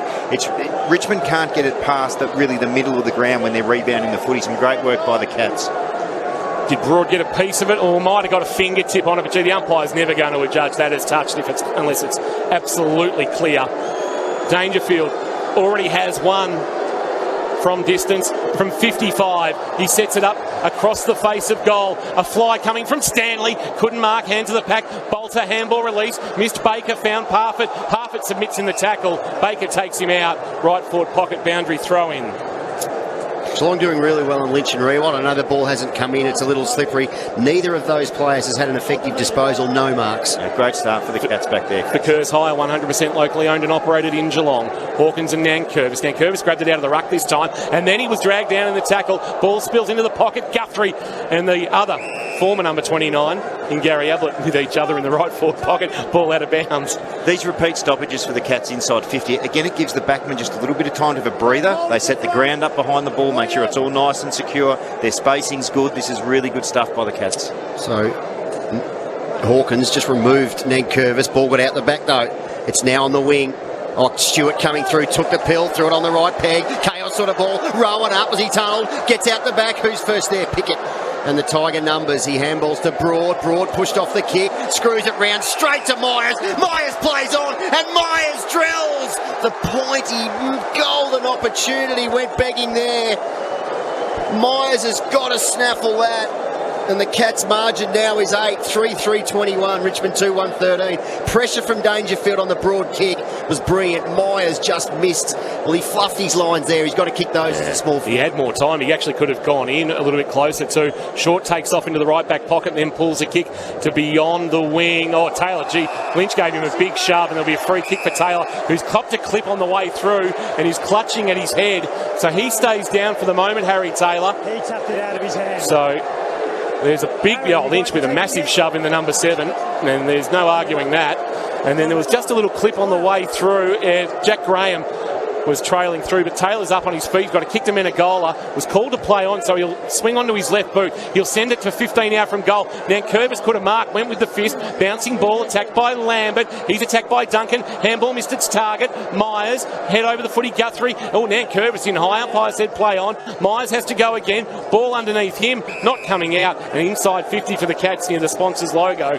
We'll get a ball up 48 out from their goal. They lead by 8. 3-3 plays 2-1 in this second quarter that has gone 11 3/4 minutes, Benny. Kerrs High inside 50s in this term, 11-2. Duncan, kick off the side of the boot, Lux of fortune to Tui. Tui round the corner, Tui drills! A long point just off to the right. Good effort by Tui. Geelong are peppering Neildy, 3-4-22. Plays 2-1-13. Their second term thanks to Harvey Norman. Think Harvey Norman for all the big brands at Geelong's best prices. For the moment, they've got the footy trapped in their half of the ground. They're doing more than peppering. This is like the damn wall we spoke about. If it continues like this, it will eventually break. So in the left back pocket, Asprey's taken the mark of the short kick. He drives it long to the outer wing. Stanley and Henderson there. Fist on the footy might have been Rebolt. O'Connor just got to his opponent. Then a handball. Henderson tried to get to Simpson. Knocked back to Henderson. He's taken by 2 Tigers out of bounds. And now Rioli wants to get involved in a push and shove. Let's go. I think it's about the only thing Rioli's done tonight, Benny. Yeah, he's been in the witness. He's playing the witness protection role. Rioli, Grimes is yet to have a kick. Vlawston obviously out. Lynch yet to have a kick. Rewalt yet to have a possession. Stanley from behind winning the tap down. Ball's going to bobble towards Simpson. Handball didn't get to Guthrie, but it ricocheted back towards Stanley, who just jammed a kick inside 50. Dangerfield buffered off it by Broad. Bolter just fisted it into space, only to Dullhouse. Spun on a threepenny bit. High kick. It'll be about 20 out. They'll compete. Back with the flight. Dangerfield couldn't mark. Broad found it and then threw it on the left boot, but he'll put it out on the full, and the Cats will get another opportunity, and they've got to take them, Neildy, if they want to win this game. Well, they do, Kingy, but again, look for the positives. The time in forward half is 80% the Cats, 20% Richmond. They're dominating the game. So that's the positive. Now they've just got to see if they can capitalise. Dullhouse just sets it up, top of the goal square. Plenty of Tigers there to kill the contest. Probably not an ideal kick. Nankervis got back. He is working overtime. Toby Nankervis sees it through from behind. The Cats are now 3-5-23. 3 consecutive minor scores. Richmond 2-1-13 in this second term that on the Total Tools time clock is gone 14 minutes. Short. Goes long in the direction of Lynch. Buse is there. He's tackled well though by Pickett. As he release, he's done. He might get done like a dinner. I think he is holding the pill. Just too long there for Busey. Should have just taken the tackle. Yeah, so Pickett just back onto the wing. Wants to move it quickly. His hand pass is a shocker though. He handballed it straight to Buse on the mark. Now Buse kicks it to his own advantage. Well, it's stay in the field to play. It won't. If it did, he could have been off to the races. And what was Pickett? So Pickett went to handball and he duffed it. Replace your divots. And he only handballed it to the man standing on the mark. And the ball now is in the throw-in position, about 75 around from the Cats' goal. Blitzar's now doing the ruck work against Nankervis. Blitzar's winning the tap down with the left hand, but only into the path of Prestia. Gave it to Pickett. This is a bit better. Kicks it on to the boot towards the wing. Bouncing ball over the head of Stewart for the Cats. Taylor underground to Stewart by hand was good. Now Stewart wants the corridor. Missed his target. Prestia couldn't get there. Now it's knocked by Myers to Simpson. Simpson kept his head. Sweeping handball. Blitzar's mishit it. Pickett taken ball. Selwood just stole it from Blitzar's and said, let's just get forward. His kick off the outside of the left boot. Hawley will probably submit in the tackle. No. Went back by hand. Bolter kick underground. Oh, touched off the boot. No. Selwood paid the mark. Gee, they've got to make them pay the Cats. The Tigers can't find a way out. Geelong have built the brick wall. Selwood short. Myers has marked 52 from goal. That's too far from him. He can go short now, and all alone, Sam Menegola. It's falling apart defensively for the Tigers. It certainly is, and that's that damn wall thing we talk about. Their back six are under so much pressure because they can't clear the ball. It just keeps coming, repeat inside 50 after repeat inside 50.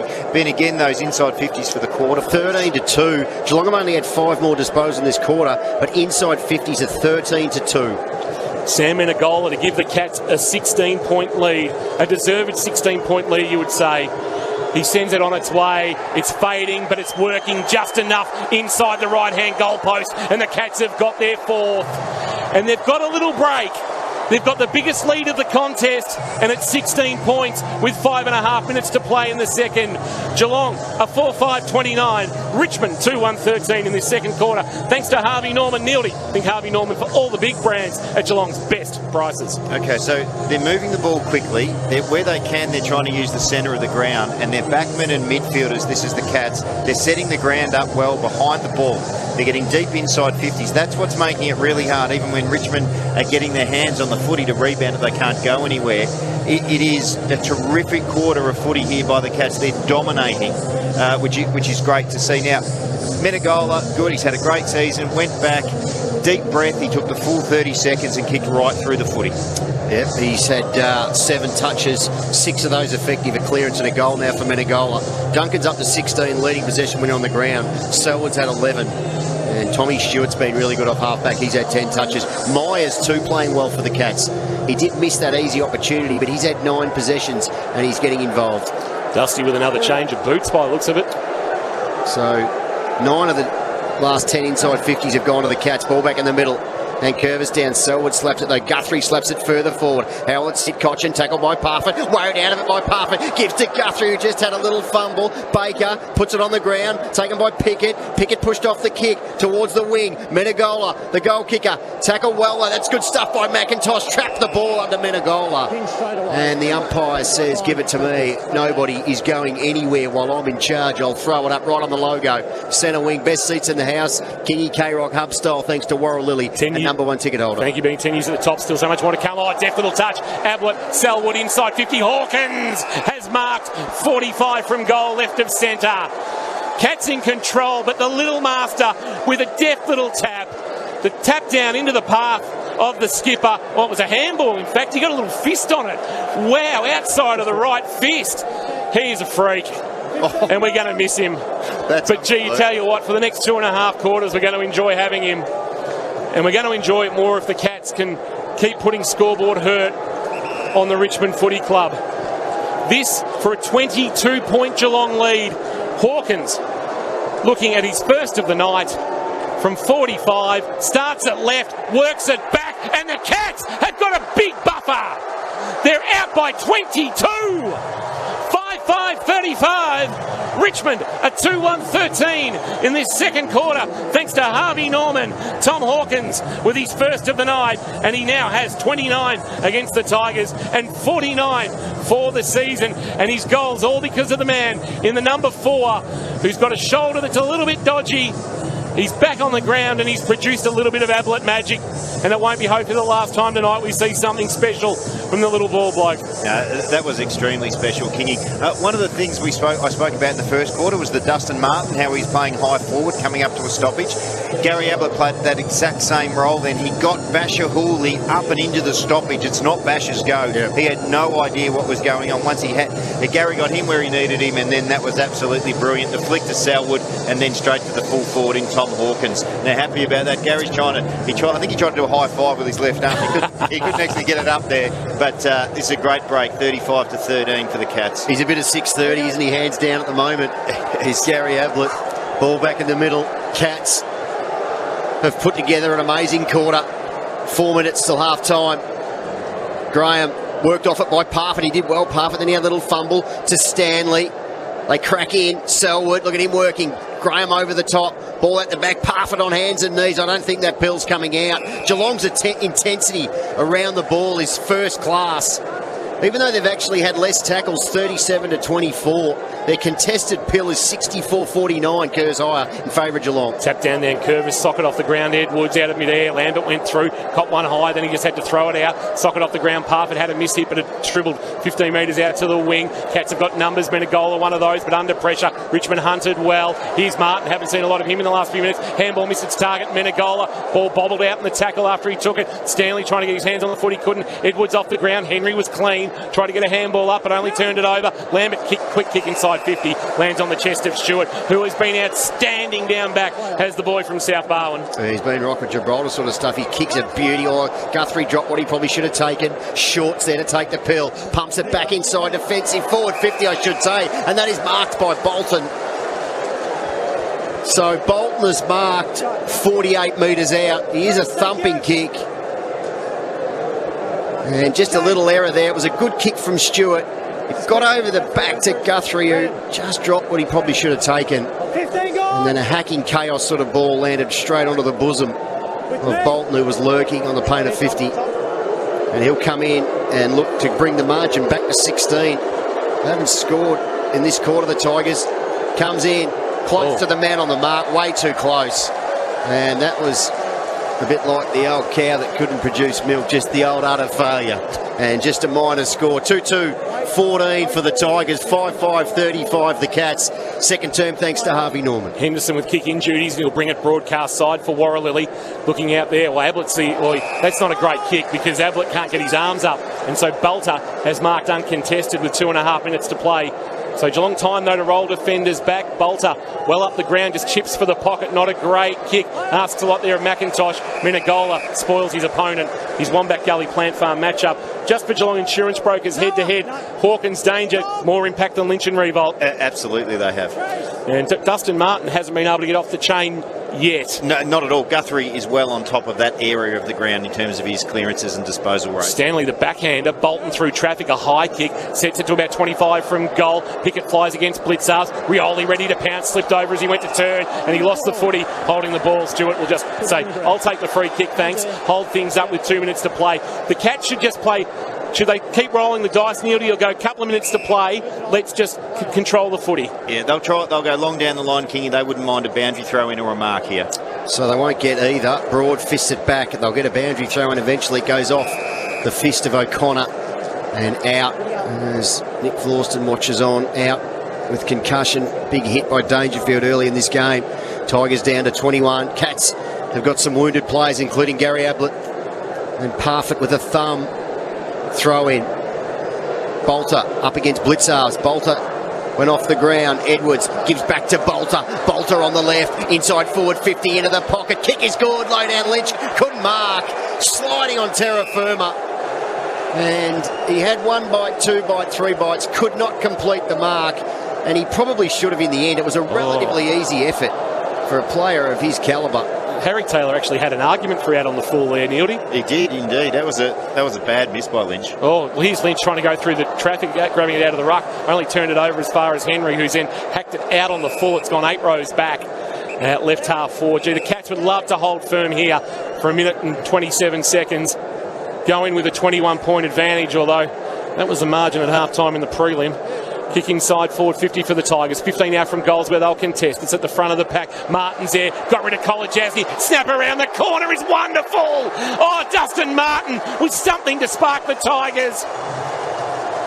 He just had too much strength for Jake Kolodjasny, and he snapped the Atco Service Station's goal of the night.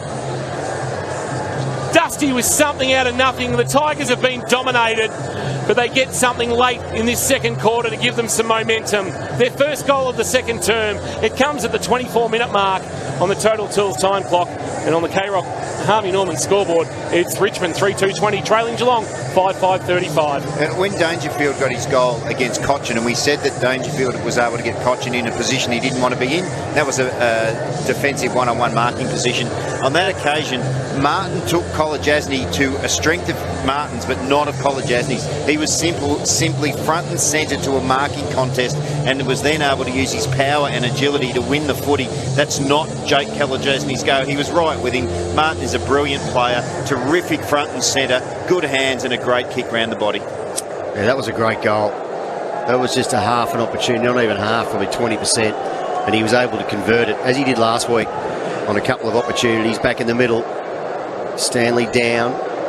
The ball hacked towards the wing. McIntosh should be first there. It sits through. He had Blitzards in hot to shoot. He broke that tackle. Kicks it inside forward 50 again. Into the pocket. Good work by Taylor on Lynch. Fisted it away. Mick Schultz sort of arrangement. A double fister. Mick would have been proud of that. And the ball has gone out for a throw in deep in the right forward pocket for the Tigers. They trail by 15. 5-5 plays 3-2. 2020 grand final from the Gabba.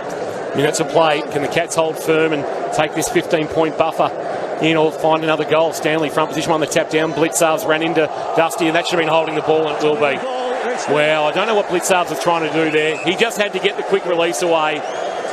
And Dusty, maybe in the 1.5 minutes remaining in this second quarter, might turn the game on its head. From trailing by 21 to potentially trailing by 9.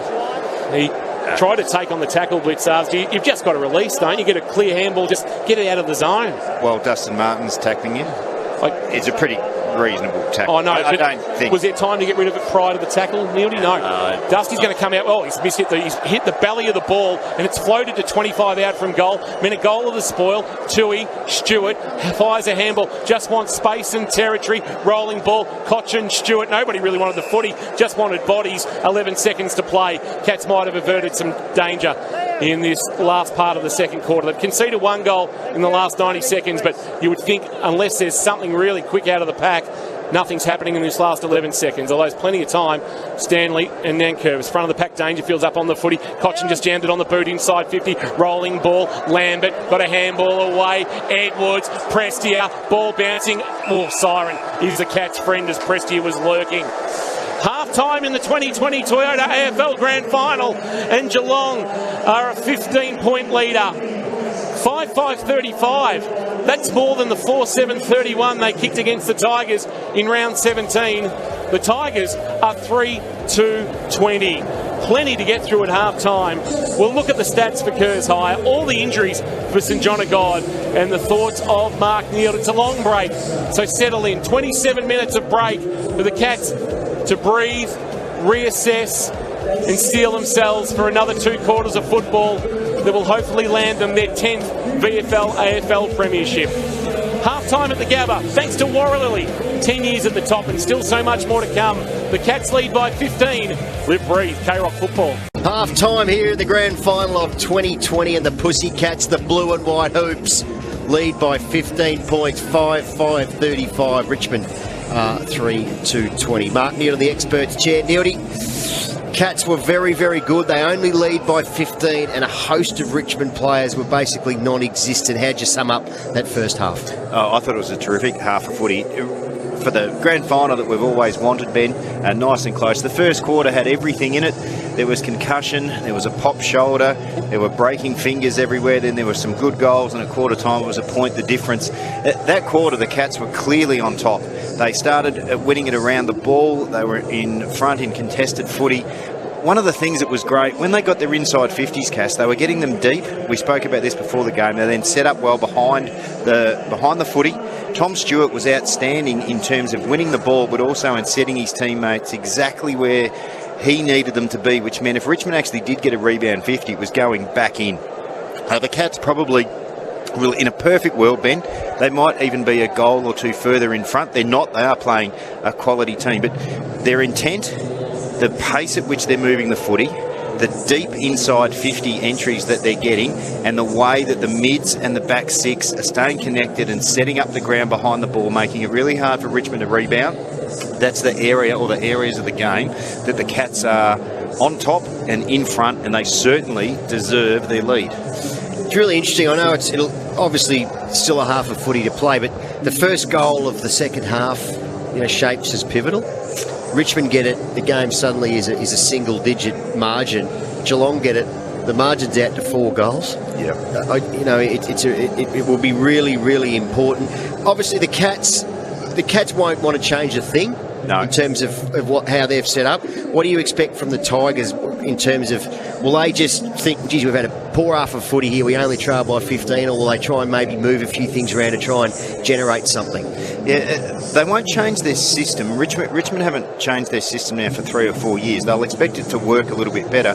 From a positional point of view, we saw just for that last 90 seconds, we saw Dustin Martin actually take up his position as a full-time midfielder. It was almost a trick that they were using for him to take the centre bounces, then go forward, get picked up by Kolajasny, then come up the ground as an extra mid and get... It's almost a little bit of a trick, and I don't know if tricks win you grand finals, but in that last 90 seconds, he was a full-time mid, so we might see a little bit more of him there. They would like to think, with that happening, that they can get Lynch and also Revolt involved. Down back, again, one of the good things of having someone like Dangerfield, the Richmond backs are nervous. Like Grimes has been he has just been not a factor. Well, he had one handball. That was it. Okay. So he's been fantastic at being that third person into the contest all season. Haven't happened. Lost, and unfortunately for the Tigers, knocked out in the first couple of minutes of the game. So that's also his area. So they're struggling there. Noah Bolter played up the ground a little bit towards the end of that quarter, went in the ruck for a few minutes. That may be something they might use. They also pushed him forward in last week's game before half-time against Port Adelaide. Maybe we see that, but they need to slow Geelong's ball movement down, the Tigers, if they are to get back into it. And they also need to win some more clearances. It's not just about winning the clearance for the Tigers. It's actually, when they do, try and get an inside 50 out of it. That's the area that the Cats have been on top of. They've been able to set up the Cats, haven't they? And those, you mentioned it a few times, that while sometimes there's a slow play or there might be a stoppage in the forward line for the Cats, it gives the defence a breather and a chance to set up. And the Cats are setting up really well. Yeah, they are. Sometimes people will get frustrated of the attacking team when they seem to have a number of stoppages in their forward line, one after the other. But it's actually such an advantage for that reason. The defensive team, they're getting nervous, they're tired, they're using a lot of nervous energy, mental energy, as well as physical energy. The back six of the Cats, when that's happening, perfectly set up. They organise the drop-off play, they get a bit of a breather. I think that's working really well. And that's also one of the reasons that Tom Hawkins does the ruck work. He's really hard to beat. He can be neutralised on occasion in that area, but there's very few clean takeaways when Tom Hawkins does the boundary throw-in work. So we're just seeing that goal from Dusty Martin trying to rev up his team just before half-time. The Cats are around about 55 minutes away from Premiership glory. They lead by 15 points. Richmond will come hard. What have the Cats got in the locker? A massive half of footy awaits. Now, Ben, I did overhear Tom trying to just calm you down, and I will be doing everything I possibly can towards the end of the game just to absolutely let we you may off need the leash 17 with strong litres. encouragement. 17 litres of Finnegan to keep me sedated if the Cats get the chockies. Limbury, don't touch the dial. K-Rock, football! Thanks to Harvey Norman Correo and Vaughan Ponds. K-Rock 955 is Geelong's home of the hits. times. Live in the moment. Hit 'em. I see there's something burning inside you. Live in the moment. Baby, he likes a good time. Worry about me. You want the hits? We got 'em. Geelong's home of the hits. K-Rock 955. Has all this time at home made you realise how you'd really like to live? Perhaps it's time to design your forever home. Hi, Gary Watts from Signature Homes Geelong, your specialist custom home builder. For over 15 years, we've designed and built hundreds of stunningly unique architectural homes across Geelong, Bellarine and the Surf Coast. Explore the possibilities for your custom home with a free design consultation with our architect. See signaturehomes.net.au, your award-winning custom design professionals. At home, on the work site, in the office, there are some big cleaning problems you just don't want to deal with.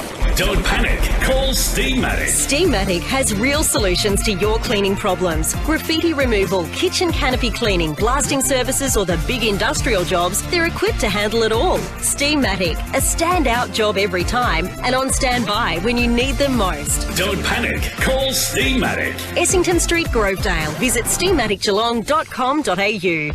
Hi, I'm Patrick Dangerfield. When you're on the highway to the danger zone, make sure it's in a Rex Gorell new or used car. Rex Gorell just can't be beaten. They top the ladder when it comes to range, service, value and quality. So you'll only get the best when you buy your car from Rex Gorell. Family owned and committed to Geelong. Do what I've done. Join the winning team at Rex Gorell. Rex Gorell, Fyan Street on the Trobe Terrace, Geelong. Visit rexgorell.com.au. LMCTs 1308 8349.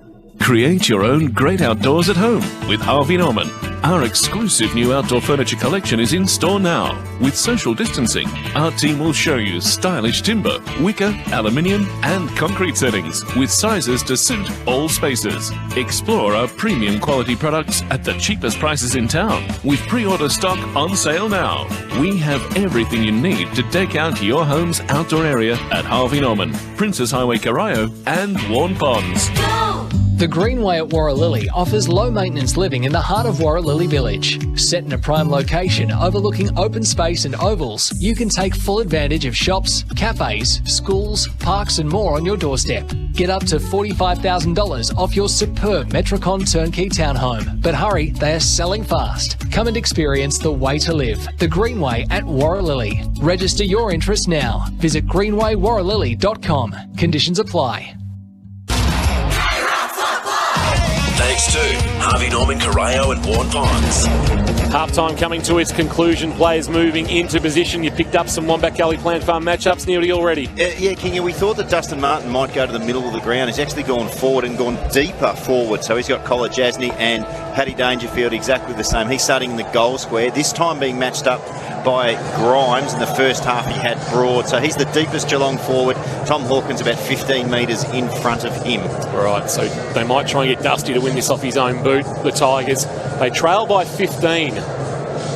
Selwood and Cochin, the two ageless Warriors, go head-to-head. Between them, just a lazy combined. There's this, Neildy, 561 games between them. Yeah, that's there's not much laziness about that, Tom, I would think. No. Harry Taylor tonight, 280 games, puts him into the top 10 all-time at the Cats. We suspect that might be where he finishes. He's joint with Andrew Mackie on that number. Nick Vlauston looks on from the bench. Unfortunately for him, his grand final didn't last more than 5 minutes after running into the freight train that is Patrick Dangerfield. He just wrong place, wrong time, unfortunately. So players are set, umpires are set, and we're set. Second half of the 2020 Toyota AFL Grand Final. Our third quarter, thanks to APCO Cafe 24/7 for breakfast, lunch and dinner. Get us underway. Here's Benny. So it'll be Stanley up against Nankervis. Nankervis won the tap. Prestia goes off the ground, had a little miss hit towards centre half forward. O'Connor kept his feet. Prestia followed up, took the footy, then was dispossessed. O'Connor the other way, good tackle, releases. Rioli was quite at no possessions in that first half. Sweeps a hand pass to Graham, back into traffic, back to Edwards. Edwards wrapped up, good tackle by Guthrie. Cochin, great hand pass. Out the corner of his eye, he spotted Graham.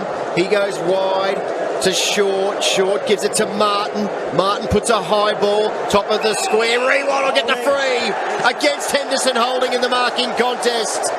And 17 metres out directly in front. Jack Riewoldt can go back and kick the first goal in the second half. The free kick was certainly there, Ben. That's one of the few one-on-ones that Jack Riewoldt's had all evening. A terrific deep entry by Dustin Martin. Got set up the one-on-one, and, yep, really good body work by Jack Riewoldt. So Riewoldt did not have an effective disposal in the first half. Comes in, shouldn't miss this, and he doesn't. Richmond get the perfect start. Margin is back to 9. 4-2-26. The Cats, 5-5-35. Third quarter, thanks to APCO Cafe, 24/7 for breakfast, lunch and dinner. Really good centre clearance win by the Tigers. One of the important things you need in a centre square is a role called the sweeper. He's the one that stays there. He's the gatekeeper or the wicket keeper, if you like. On that occasion, the Cat who was playing that position moved, allowed the ball to go through there, and then there was just an outnumbering situation by the Tigers. So we looked to get the Geelong midfield players just to sort that out, make sure there's always someone holding the sweeper position. So the 663rd goal of the career of Jack Riewoldt. Yeah, game 283 tonight. Benny passes Matty Richardson. He was equal on him on 282. Cats, how do they respond? Led by as much as 22, that margin back to 9. The run of inside 50s has started to fall with the Tigers either side of the half-time break. Stanley and Nankervis in the middle. Umpire Meredith puts it down. It's a good bounce. Slightly favours Stanley. He got a palm on Selwood. Taken high as he has been many times through his career by Nankervis. He can give a handball to Guthrie. Instead, he wants to play on to Selwood. Ran himself into trouble. Little handball to Guthrie under pressure. Little kick, and they're going to turn it over at half-back. They just needed to pump it long, and they'll turn it over in the middle. They'll get hurt on the rebound. Lambert with the footy. Kick to half-forward. Martin in front of College Asney's mark.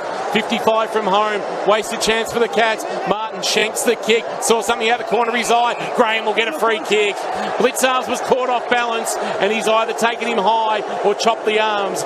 Take your pick free kick wise, and this to make the margin 3 points. It's a different looking Richmond in this second half of footy that's barely 3 minutes old. And Jack Graham, who of course was missing last year with injury, he kicked 3 goals in the 2017 decider against the Crows, and he's a chance to bring his team to within a kick from 50 metres right on the paint. He's hung it out to the right. It's a mongrel kick, and Stewart has marked uncontested on his chest. Jeez, that was a stink bomb.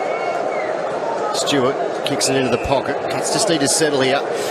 They do, Ben. It was just a bit of a, in your language, just a stuff up in the middle of the ground. Basically, Selwood just needed to go long, tried to be a bit cute. Was Menegola did go long, and that's a good mark from College Asney, who wants to come back in. Oh, he's turned it over. He's kicked it straight to Lambert. Here's a chance for the Tigers. Lambert goes to Baker. Centre half forward. Players running everywhere. Baker over the top has got Castagna. And Castagna is marked inside forward 50. Horrible kick from Jake College Asney. I'm not sure it's his go to be wheeling and then squirting a ball inboard, Maurice Rioli style. And he turned it over. It was a howling ball because his teammates behind the ball were actually so far out of position. There was no hope they were going to get back. And Castagna comes in. He's kicked 16 goals this year. A kick from right on 50, so it'll be on his limit. Comes in. He's hit it pretty well. He's hit it really well.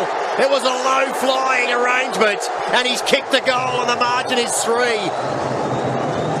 Richmond have started this third term with a bang. 5-2-32. The Cats 5-5-35. Third quarter thanks to APCO Cafe 24/7. Look, yes, Ben, you called it. Just a poor execution by College Asney. Really well set up again, the Tigers. We know they're the quickest team in the competition getting in their defensive structure. Once that happens, it's basically game over. Everybody's out of position. And as you called it, the little Richmond forwards were just running everywhere. So it is absolutely game on. Cats still hold a 3-point lead. So College Asney, he does make the odd mistake. He's had a really good year. He just probably needs to play the percentages in that case. And that's a down the line kick, isn't it? Well, for him, yeah, but I mean, they're not playing like that, Kingy, so I don't want to see him go back into their shell now, the Cats, because they're 100-1 if they do that. They've got to take this challenge and play with the verve they played with in that first half and try and catch Richmond off guard. Richmond now with 3 consecutive goals to cut a 22-point deficit back to 3. Bounce in the middle. Stanley and Nankervis again. Nankervis got his hand on it. Selwood went to go off the ground. Stanley did. Bought about 8 metres for his team. Edwards now just soccers it towards the outer wing. Bouncing ball. Stewart will lead Rioli to it. Kick on his non-preferred left. It was a poor kick under pressure. McIntosh took it and then tried to claim it like a mark. But it was on the bounce, so he had to fire a handball away under pressure. Prestia scooped it forward. Tui was good. Selwood fumbled. Simpson. Dullhouse. Quick release. Myers just tried to knock it forward. Didn't get a good piece of it. McIntosh. Bolton. Charging now the Tigers. Graham.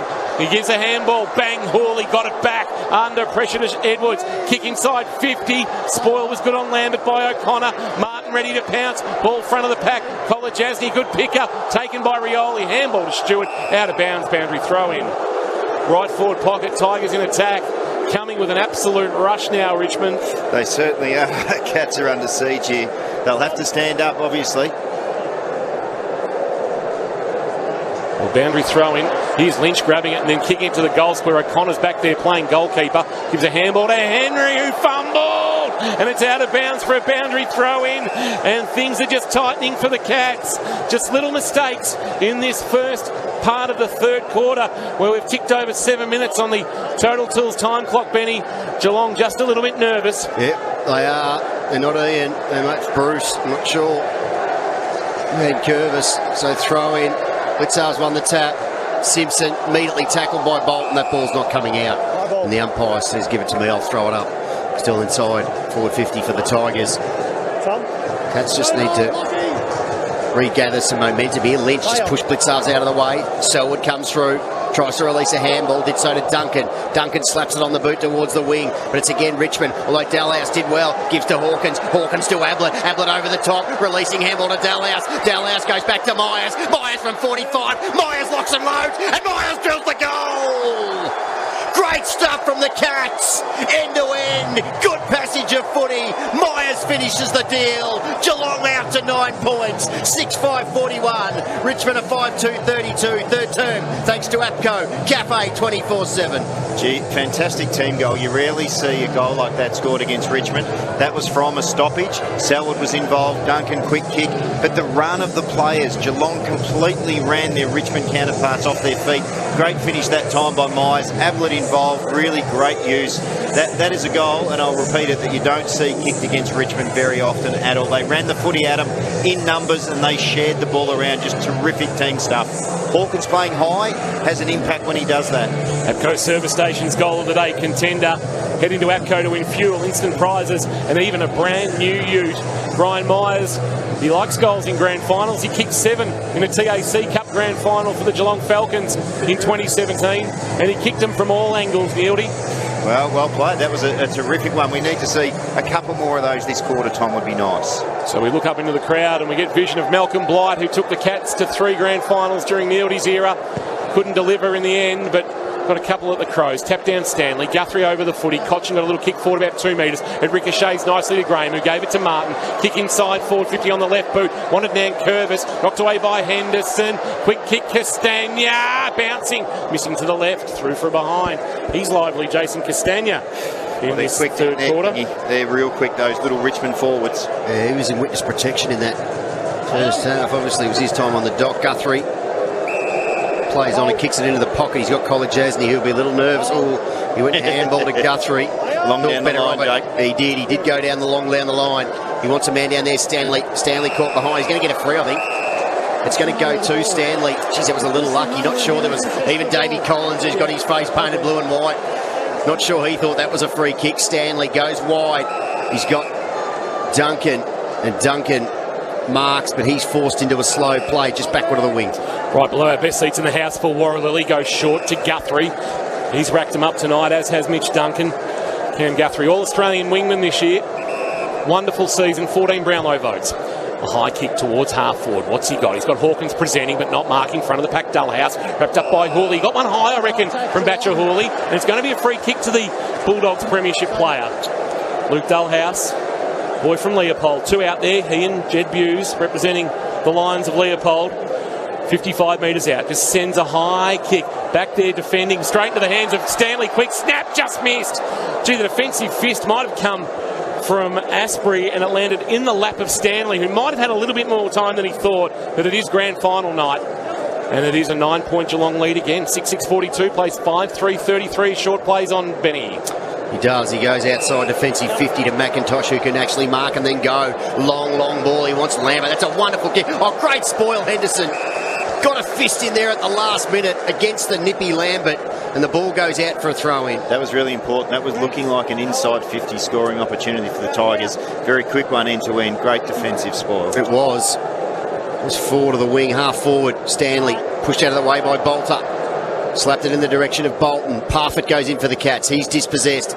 Martin working hard. Got it out the back to Prestia. Sweeps a handball inboard to Short. This looks dangerous. Short puts it to the top of the square. There's two of them there. They can raffle it. Oh, Castagna had his pocket picked by O'Connor, who then had a fumble. Great tackle, Taylor. Rip Castagna to terra firma. And Buse goes wide. Oh, great mark, Bolton over the top of Menegola.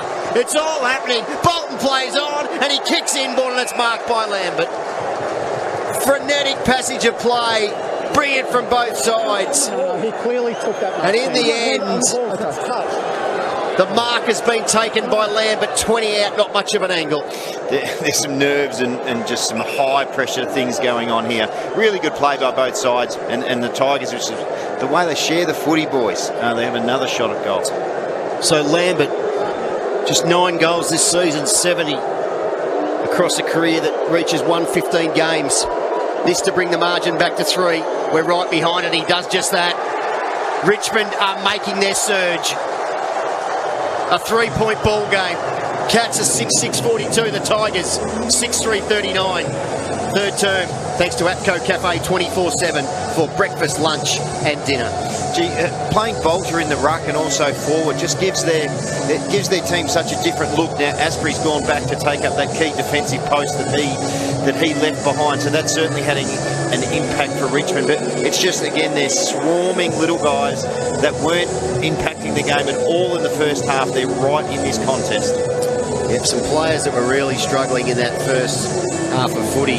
In this third quarter, it's 7 inside 50s to 2. Time in possession 60 to 25.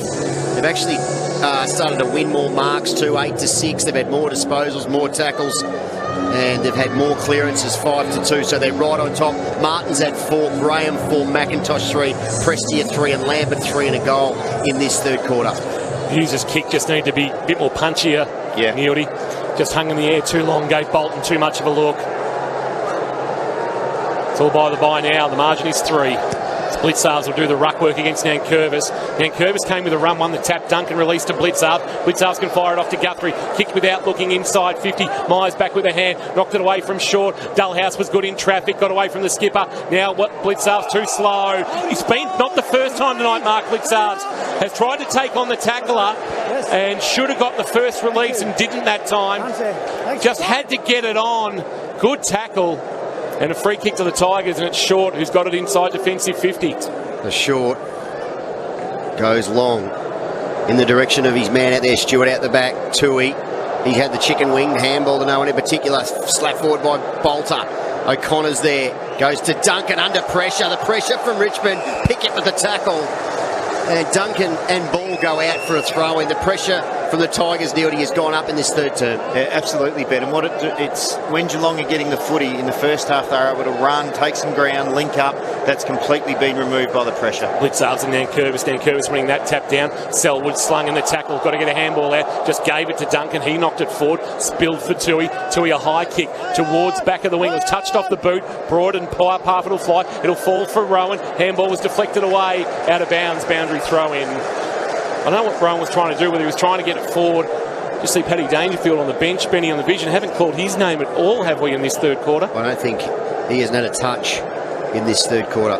Thanks to Kerrs Hire, 100% locally owned and operated in Geelong. Nankervis tried to grab it out of the ruck. Tackled by Blitzarves. Spills Edwards, handball into space. Wanted Bolton, who just socked it off the ground. Bought some territory, but in doing so has put it out of bounds on the full, about 25 metres away from where he socketed it. And Henderson, with the resultant free kick, will be about where the 50-metre line meets the boundary in the left-back pocket for the Cats. So Henderson, who started his career with the Brisbane Lions, up at the Gabba, just goes down the line in the direction of Blitzarves. Got 2 to beat, can't do so. Pickett. Blitzarves tackles him, that holding the ball. Ball comes back to Rowan. And the umpire says no, throw it in. Everyone was going to hold the pill against Pickett, but thought better of it as Tom Lynch prepares to enter the field of play after a stint on the woodwork. Throw in, right on the logo, out of side, Blitzarv's down, out of the grasp of Duncan. Prestia worked harder, coming the other way was Buse, gives to Tui. Tui under pressure from Martin, kicks back to the wing. Parfitt went to ground, had to keep his feet, but then he laid a good tackle on Hurley. Short's there in support. Short just hacks it on the boot towards half forward. Ball pitches. Who's there for the Cats? Tui had a freshie. Martin didn't on the outside of the right shoe. Martin dribbles. Martin dribbles. A wonderful goal. Richmond are in front. Dusty's got two. And something from nothing from the Tigers. They're surging the ball forward at the minute. The Cats have got no answer.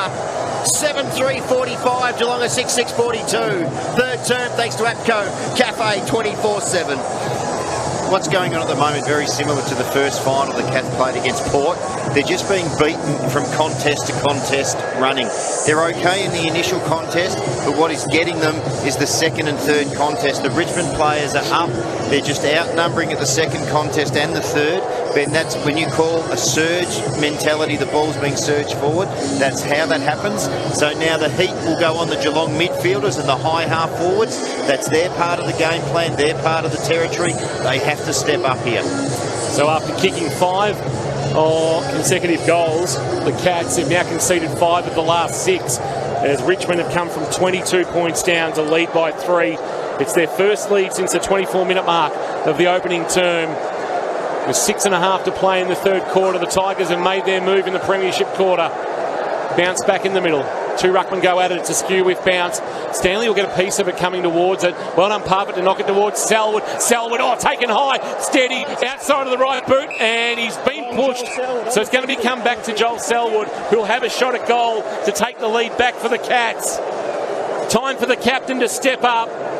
So he had the footy after he fumbled it. He got inside 50. And Baker with the forearm across the chops. And then he got a little right foot kick away. Cochin will stand the mark around 45 from goal. And Joel Selwood has the game on his boot at the moment. Terrific effort. I mentioned, Kingy, that the mids and the high half forwards, that's where it's being won by the Tigers at the moment. They've got to step up, and he did that on that occasion. Selwood, let's hope he can kick truly. Just the 4 goals this year from 14 games. From 52 out, he's hung it out to the right. It won't have the carry. Rowan will fly. He won't mark. Broad knocks it away into the pocket. Graham under pressure. Got a little left foot kick away. Deflects towards Guthrie. Palmed it to Ablett. Gave a handball to Simpson. Simpson's left foot snap was smothered. Ball spilled back to O'Connor. 55 from goal. Tried to get a kick into the pocket, and it's put it out on the full.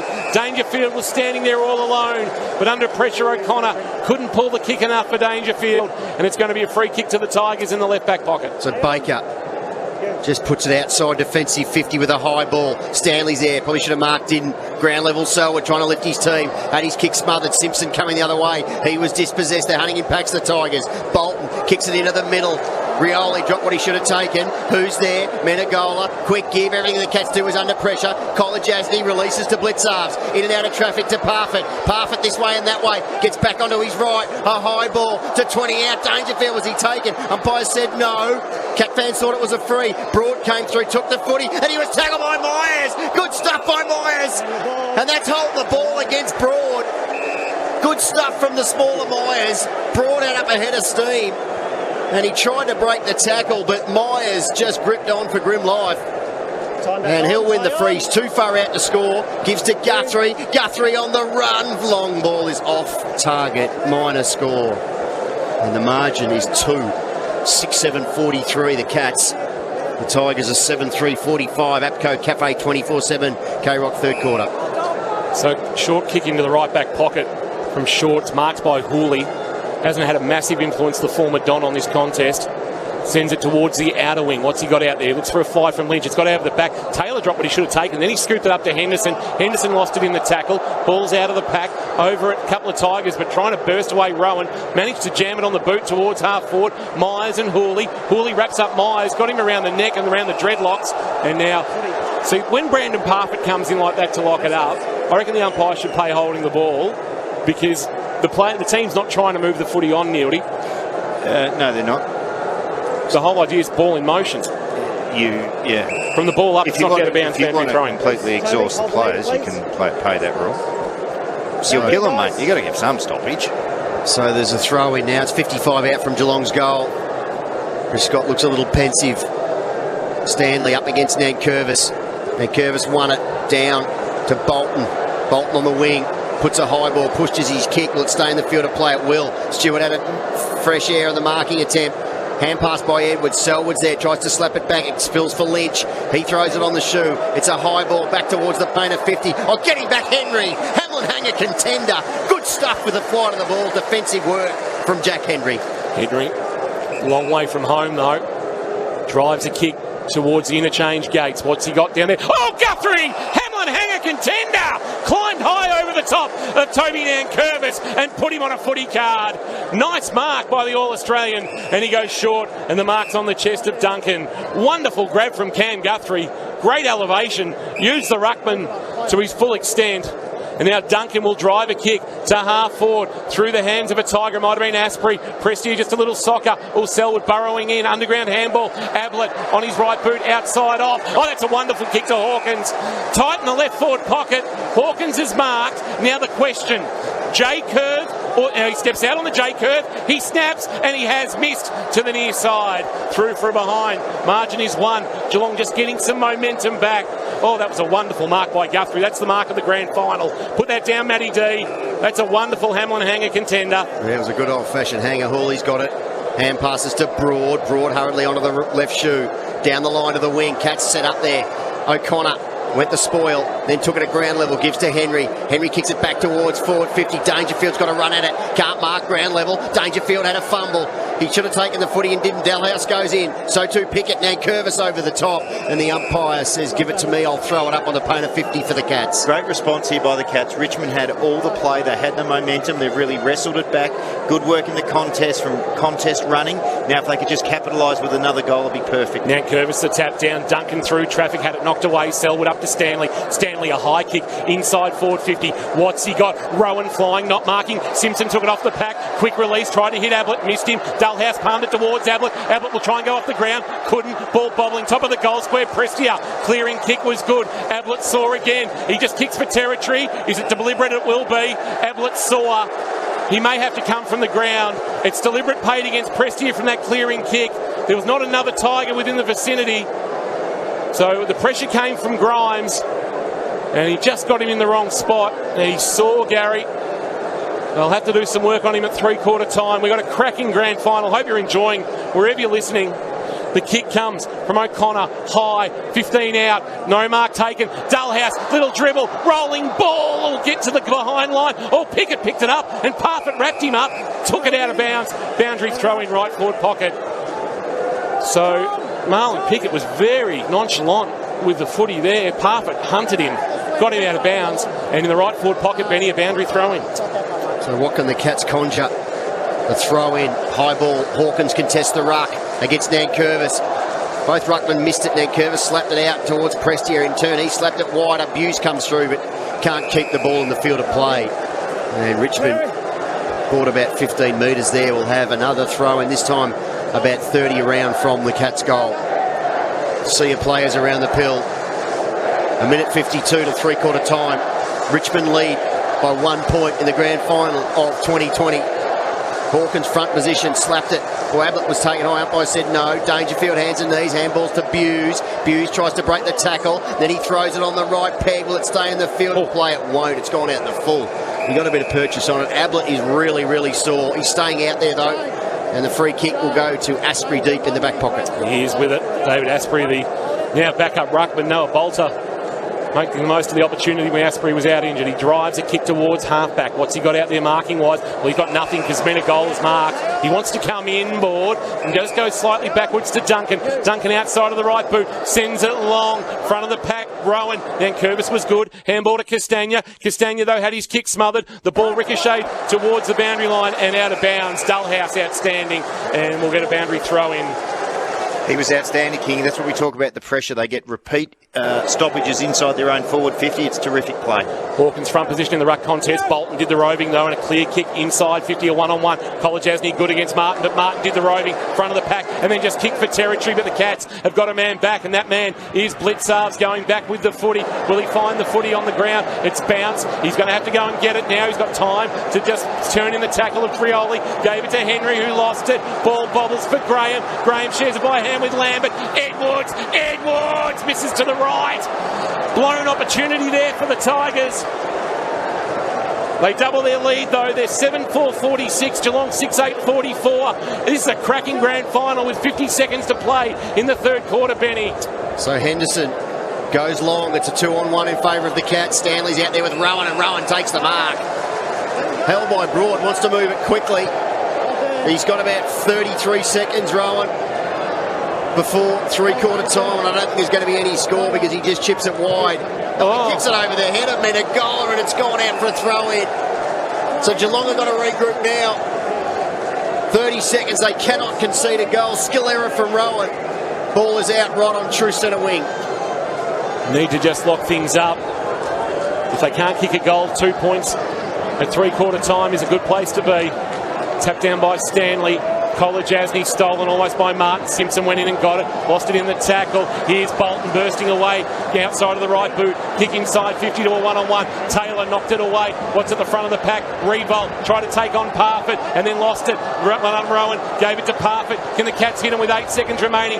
Long ball. What's he got? Hawkins in a 2-on-1. Ball got out the back. Is there time for the Cats? No, there won't be. Three-quarter time siren as Baker picks it up. Gives it to Hawley. Hawley to short. And we have got a final quarter that you will not want to be moving from your chair for. 2 points is the margin. 1 quarter of football remains in season 2020, and we still don't know who the Premier is going to be, and that's how you want it on grand final day. The Tigers made their surge. They kicked 4 goals. The Cats just the 1. The margin is 2 as Gary Ablett heads for the rooms and for some treatment to that shoulder. Three-quarter time at the Gabba. Grand Final 2020, Richmond 7-4-46, Geelong 6-8-44. That third quarter, thanks to APCO Cafe 24/7 for breakfast, lunch and dinner. And Warralilly, a number 1 ticket holder, 10 years at the top, and still so much more to come. Live, breathe, K-Rock football. There, cracking grab from Cam Guthrie, but a rare highlight for the Cats from that third quarter of action. Tom King, Ben Castanilla and Mark Neal bringing you all the grand final action from the Gabba, but we find Geelong trailing by 2 points, so a 17-point turnaround as Richmond kicked 4 goals to 1 in that third quarter. We'll get to Mark Neal shortly. Firstly, just remind us of those injury issues or injury issue for Richmond, please, Benny for St John of God. Nick Vlauston out. 4-minute mark of the first term, concussion in a collision with Patrick Dangerfield has taken no further part. Gary Ablett is seriously injured with that left shoulder, but he has played on, albeit hurt. Came from the field there in the third term, went down into the room, so they're obviously trying to treat that to get him up and about for the final quarter. In that third term, Richmond got right on top. In the end, it was 10 inside 50s apiece, but Richmond kicked 4-2 from their entries. Geelong kicked 1-3. The Cats actually had 6 more disposals, 3 more marks. They had 6 more contested possessions. The tackle count, though, 24-12 in favour of Richmond. They really upped the ante. Overall, Richmond have had 64 tackles. Geelong have laid 40. Inside 50s are split down the middle at 32 apiece. Clearances are split down the middle at 30 apiece. And contested possession, Geelong are plus 15. Marks, 44 Cats, 19 to the Tigers. Individually, Duncan's had 21. Selwood's had 18 and 6 clearances. Stewart, 15. Guthrie, 13 and kicked a goal. Dalhouse, 12 for the Tigers. Edwards has had 20. Shorts had 20. Martin really got going. 17 touches and 2 goals. Cochin's had 13. Graham's had 12. For all that football's had to endure, we're getting the grand final that we deserve in 2020. Tight, tough and contested, and that's how you want it. And I tell you what, Richmond has really put Geelong on the back foot in that third quarter, of course. All our stats thanks to Kerr's Hire, Benny, 100% locally owned and operated in Geelong. Nearly final quarter is nearly upon us. Players are breaking. I don't think either coach is one for necessarily inspirational three-quarter time speeches. I think it would be reinforcing of messages. Oh, absolutely. Look, as you said, we've got the grand final that the game deserves. It's 2 points in favour of Richmond. Again, there were no rabbits pulled out of hats. Richmond just got their game going the way that when they play well, they swarmed the footy. They went from contest to contest. As we discussed, Ben, again, Dangerfield will start in the middle of the ground. It will probably just be for a short burst, and then he'll go forward, similar to what Martin's been doing. It does expose the Geelong forward line. If they get repeat high entries in, it'll expose them in terms of the way that Richmond play. Look, it would have simply been, we need to get the game on our terms, and they would have reinforced the key things. For Geelong, use the middle of the ground, go quick, use the flat kicks if you can, set up behind the ball. For Richmond, it'll be the contest-to-contest running. Dimmer would have reinforced that when they get the game like that, they will outrun Geelong in that, I suppose, aspect, if you like, which is one of their keys. Dangerfield to start the final quarter in the middle, Neildy. Yeah, I think that's a good move. Let him get around it early, then push him forward. Interesting stat too. Cats are only team in the last 35 years to win a grand final after trailing at three-quarter time. Benny, final quarter of 2020. It's a big one for the Cats. The prize, the 2020 Toyota AFL Premiership Cup. Final turn for KFC. Get us underway. So Stanley, Nankervis won the tap. Dangerfield's there. Prestia. Handballs out the back. Nankervis went off the ground, so it did well coming the other way. Ball spits out though to Nankervis, who hacks it forward towards half forward and low down. Lynch marks. Just that little half chance.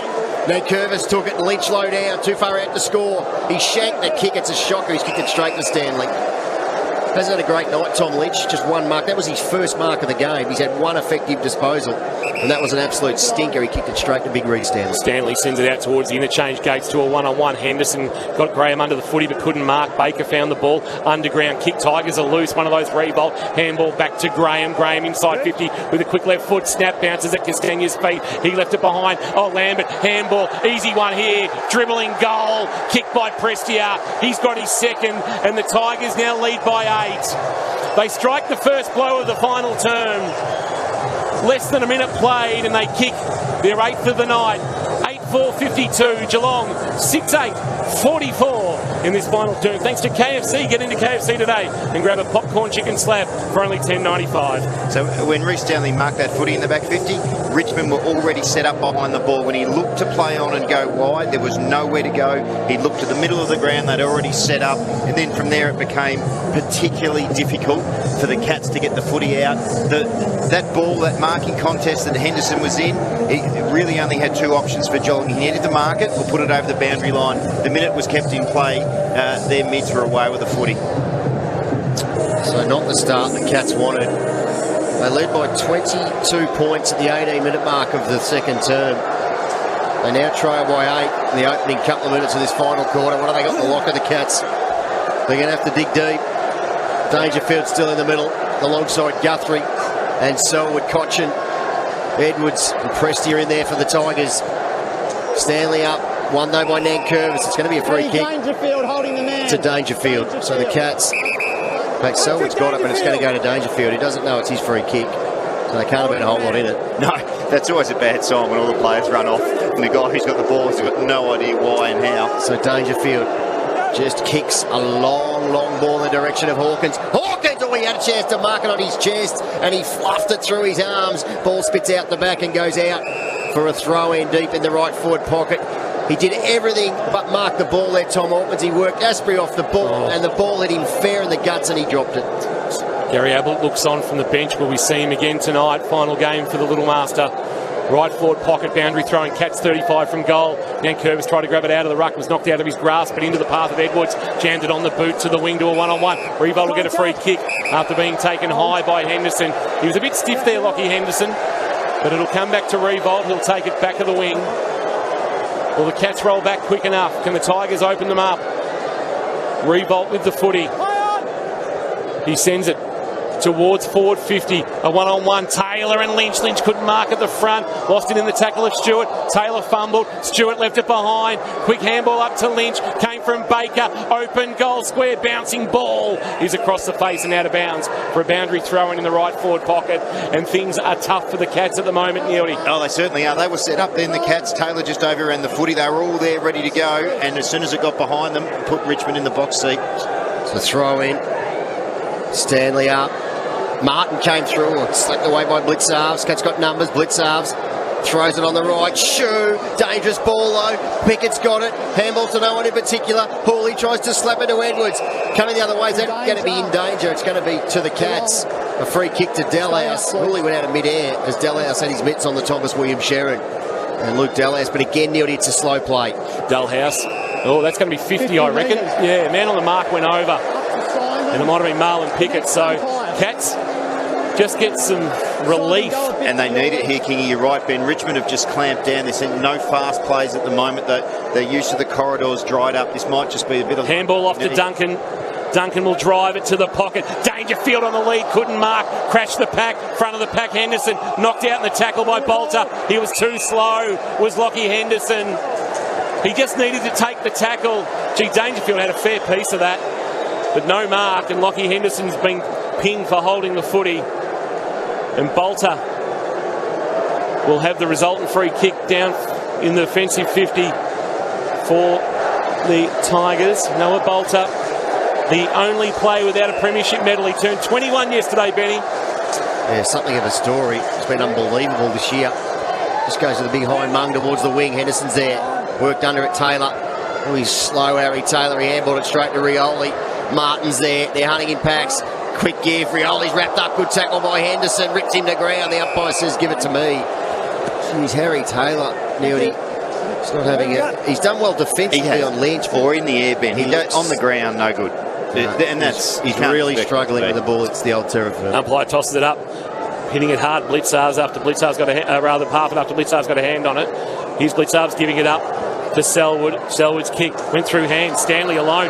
Myers, what's he going to do? He's going to drive it long to an open goal square. No, Broad getting back. Not a great kick from young Grind. And Broad holds things up, and they want to open up the near side. He goes to Grimes, who marks in the right back pocket, but the Cats have set up okay behind the footy and have blocked the exits. Myers needed a forward to lead at him. They both led away. They didn't give, it wasn't a great kick. They didn't give him a good option either. Henderson with a big fist from the Grimes kick, but at the front of the pack was Lambert giving a handball off. Short will clear to the wing. Oh, it's a wonderful kick too. A driving ball under the chest of Lambert. Great kick by Short. Lambert goes down the line, making room for him as Lynch, who's now getting away from Harry Taylor. And being a focal point away from goal. He's too far out to score. He's got players ever. He's got Short. Nobody. Selwood gets over too short now, so Lynch just pops it into the pocket. Stanley there. Big fist by Stanley. Good work. Got back and helped out the defence. And saw it out for a throw in deep in the right forward pocket. But Geelong are on the back foot. They cannot afford to concede a goal here. They trail by 8 points. There's 12 minutes of game time remaining. Total tools. 8-4 plays 6-8. Boundary throw in. Lynch doing the ruck work, got it to the front of the pack. Stanley outside of the right boot. A high kick outside defensive 50. Myers and Short. Myers brought it to ground. Pickett hit it hard, missed his target. But in the end, Nankervis had time to fire a handball into space. Chance to go inside 50 through Short. Pulls the kick. Top of the square. Lynch in good position. Menegola got back with a defensive fist that just had enough on it to get it through from behind us. Castagna was ready to pounce, and the margin is 9 to the good of the Tigers. 8-5-53. They've had one less scoring shot than Geelong. 6-8-44. So Duncan has got a little quiet this second half. Goes wide. He wants his man out there, but he's completely outpointed. Grimes is marked. Was Dangerfield. Grimes comes back inboard. He's got Cochin. Oh, don't go forward. Just controlling things seemingly nearly at the moment. Richmond have the Cats at arm's length. So Cochin will kick the ball inside forward 50. Stanley was up, fists out the back. Only man there for the Cats is Menegola. He goes onto his left. Ball's outside D50. He needs a mark from someone. Parfitt took it. He did okay, Parfitt. His kick, though, was partially smothered, and it's marked by Bolton. He was just ripped as he kicked Parfitt. The ball didn't travel far enough. Bolton puts on the afterburners from centre half forward. He goes long. Lynch getting back, and Lynch is marked in the square. He's got away from Harry Taylor in this final term. And Lynch from point-blank range will put his side 15 points to the good. Geelong just unable to get the ball really out of their back half. The wing was about as far as it was going, and it was coming back with interest. It was only a matter of time. And Lynch will kick the ball 74 rows back, and he'll punch the sky, and his team are a goal away from the Premiership. The margin is 15 points. They've got on top since the half-time break. 9-5-59, Geelong are 6-8-44. That's happening in this final term thanks to KFC. Get into KFC today and grab a popcorn chicken slab for only $10.95. So, again, a couple of examples in those passages of play. Geelong could get their hands on the footy around half-back, but it was under pressure. When the ball goes forward, Richmond is so well structured. They had the outnumber already waiting. There's no really... Geelong are just struggling to get the ball in motion from the half-back line. Everything's stop-start with no run from behind. That's how they're going to have to play if they're going to get back into this one. 7 of the last 8 goals the Tigers have kicked. Looks like the fairy tale finish for Gary Ablett is unlikely to happen. They got out by as much as 22, the Cats, in the second quarter, but you never felt that it was enough. They probably needed to find another 1 or 2 to be in front at half-time. 15 points was always an open window for Richmond to climb through, and climb through they have. They've climbed through it and they've shut it behind them. Bounce in the middle. Bolter doing the ruck work. It's a beautiful tap. Martin hitting it at pace and then sending the Tigers inside forward 50, looking for the knockout blow. Taylor spoiled Lynch. Ball front of the pack, Castagna. Handball up to Pickett. Going to be a 2-time premiership player and only played 20 games. Cochin taken high by Taylor. 40 metres out from goal, and the captain can have a shot to potentially put this one to bed. Shane, move away, please. Trent Cochin playing game 283 this evening, looking to join a very illustrious list as a 3-time premiership captain. Listen to these names: Coventry, Reynolds, Tuck, LaFontaine, Nichols, Voss and Hodge. It's fair company to be part of as a 3-time premiership captain. That's amazing. Trent Cochin, right forward pocket, 45-degree angle to put a knife through the Cats. He's hung it out to the left. It won't have the carry. It's off hands and through from behind. And Geelong live to fight another day. 16 points is the deficit. They're 6-8-44 Geelong. Richmond 9-6-60 with 9.5 minutes to play in this final term of the 2020 AFL Grand Final. Warralilly live in Geelong's most awarded community. So Stewart just goes bang down the middle. He wants Dangerfield, who just moved off the footy. And it's going to be a free kick. And it's going to go to Dangerfield, is it? That's going to go to Asprey. Not sure what happened there. Hawkins grabbed his arm. So, ball inside forward 50 and Lynch low down. Ball in front, couldn't mark. Duncan looked a little tentative. Cochin tried to go through, couldn't take the pill. It's locked up at centre half forward. I'm not sure it's coming out. It's not. The umpire will throw it up. Well battled. Geelong needs something to happen, and needs something to happen pretty quickly. Stand up, please. They have just been unable to score at all in this second half. 1 goal to Myers. That came to the 8-minute mark. It's been all one-way traffic and it's been all yellow and black. Well, this is where Dusty's dangerous. Old Blitzar's tapped it straight down his throat. Taylor and Kolajasny kept him honest and brought him to ground. Kolajasny now wraps him up. And what's the decision? Umpire says, give it to me. Richmond are happy for this because this takes time off the clock. And it's in their forward 50. Umpire tosses it up again. Blitzar's the tap. O'Connor fumble. Now soccer off the ground. Inside 50. Bouncing ball. Myers attacking. Sharing with Vabler. Oh, somehow got out of the tackle of Bolter. Found space. Chipped for space and wanted Rowan diving but not marking. And then Grimes going off the ground. Tui coming the other way. Knocked it to advantage. Rowan through traffic. 1-2. Handball knocked down. Well done, Edwards. Handball up. Graham short. Jammed it on the boot and they're away the Tides. That was brilliant from Richmond. It might come back because he's kicked it straight to Taylor, who carefully dinks it to Henry, but Henry now into a slow play, and this is what Richmond want. There's no dash or dare from the Cats. Henry just kicks it down the line. He's kicked it straight to Bolter. No, that's horrible. Absolutely horrible. It's fallen apart for Geelong in the second half. It has. Just the one major. It gave him a 9-point lead at the 8-minute mark of the third term. All Tigers since then. A long kick, Bolter to a one-on-one. Kolajasny the spoil, but into the path of Lambert. Shares it with Martin, broke the tackle, jammed it on the boot. Open goal square, rolling and goaling. And Dusty might just have his third Norm Smith medal. They lead by 22. It's what Geelong led by in the second term. And the Tigers are home.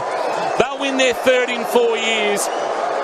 In this unprecedented season of football, Richmond are going to outlast 17 other clubs and win their third flag in 4 seasons. And the Cats, unfortunately, are going to fall short. Dusty's just simply stunning.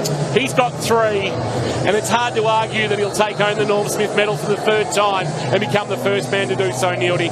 Well, it could well be, Kingy. He certainly played a terrific game, particularly in the second half. Again, the Cats had their opportunity. Ablett kicked that footy inside 50.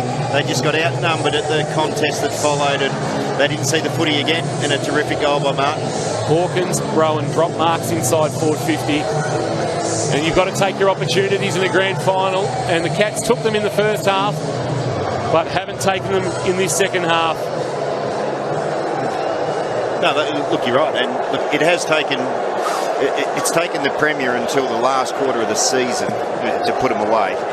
So back in the middle, Geelong, last roll of the dice. Stanley handballs to Buse. He threw it to Selwood. Selwood had to quickly, hurriedly put it on the right shoe. Inside forward 50. Oh, Menegola!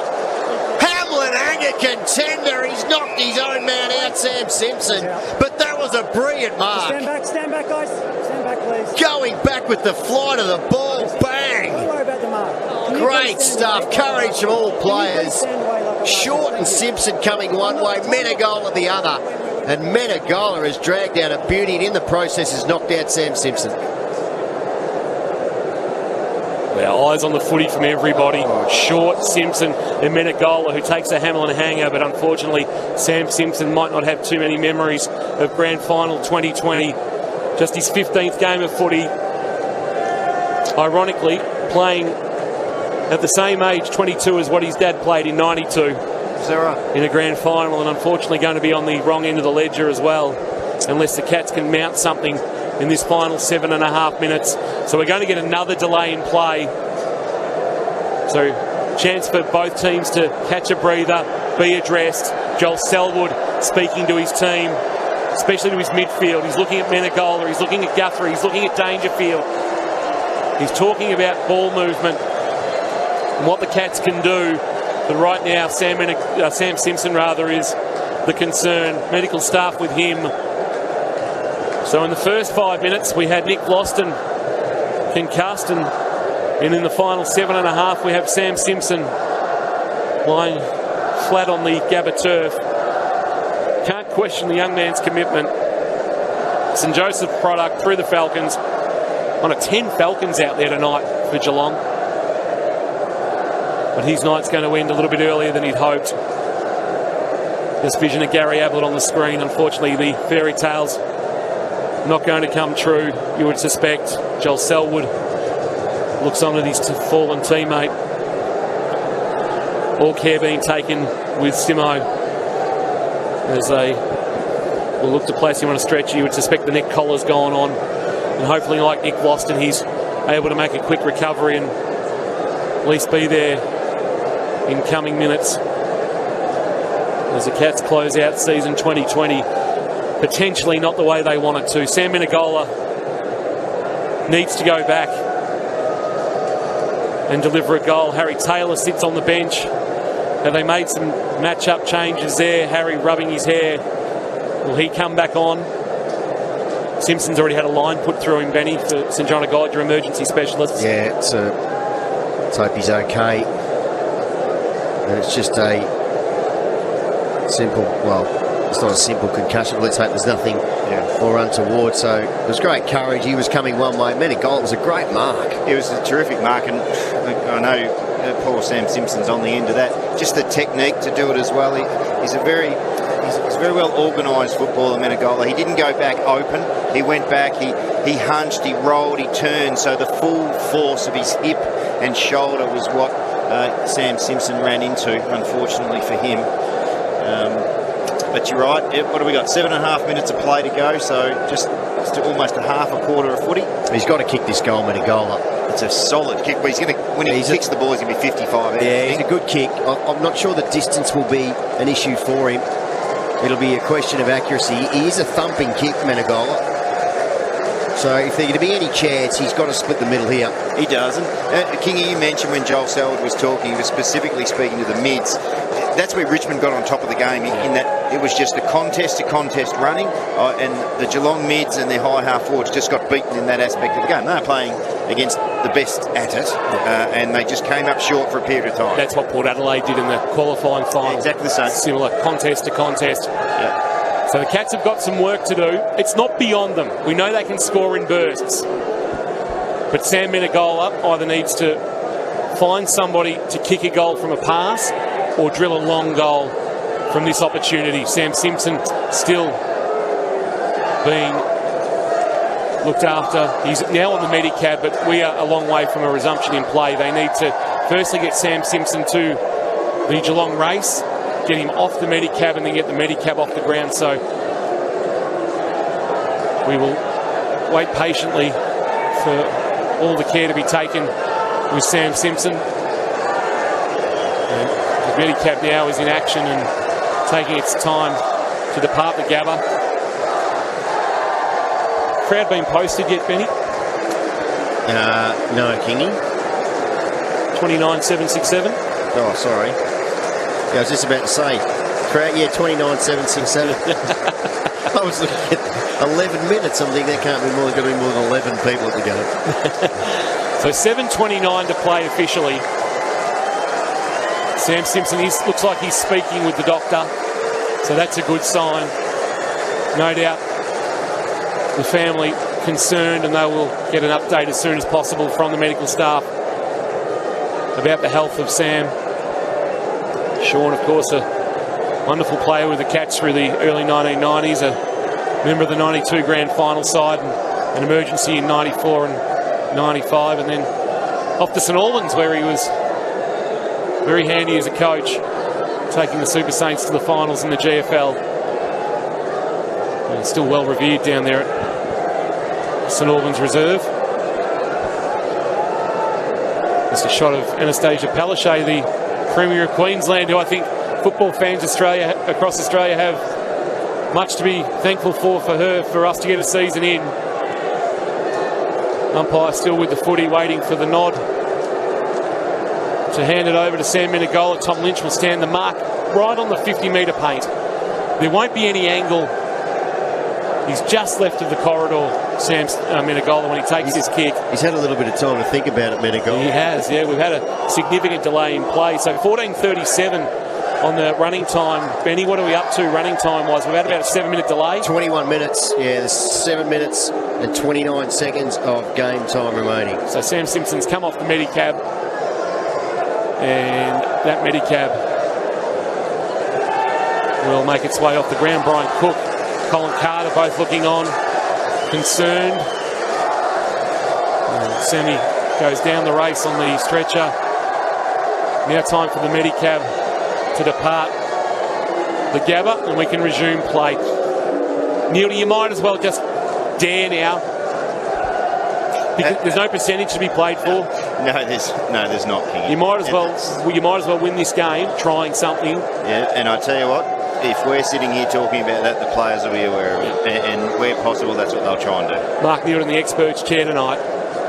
It's got to be smart though. It just can't be reckless. Helter skelter. Well, it does.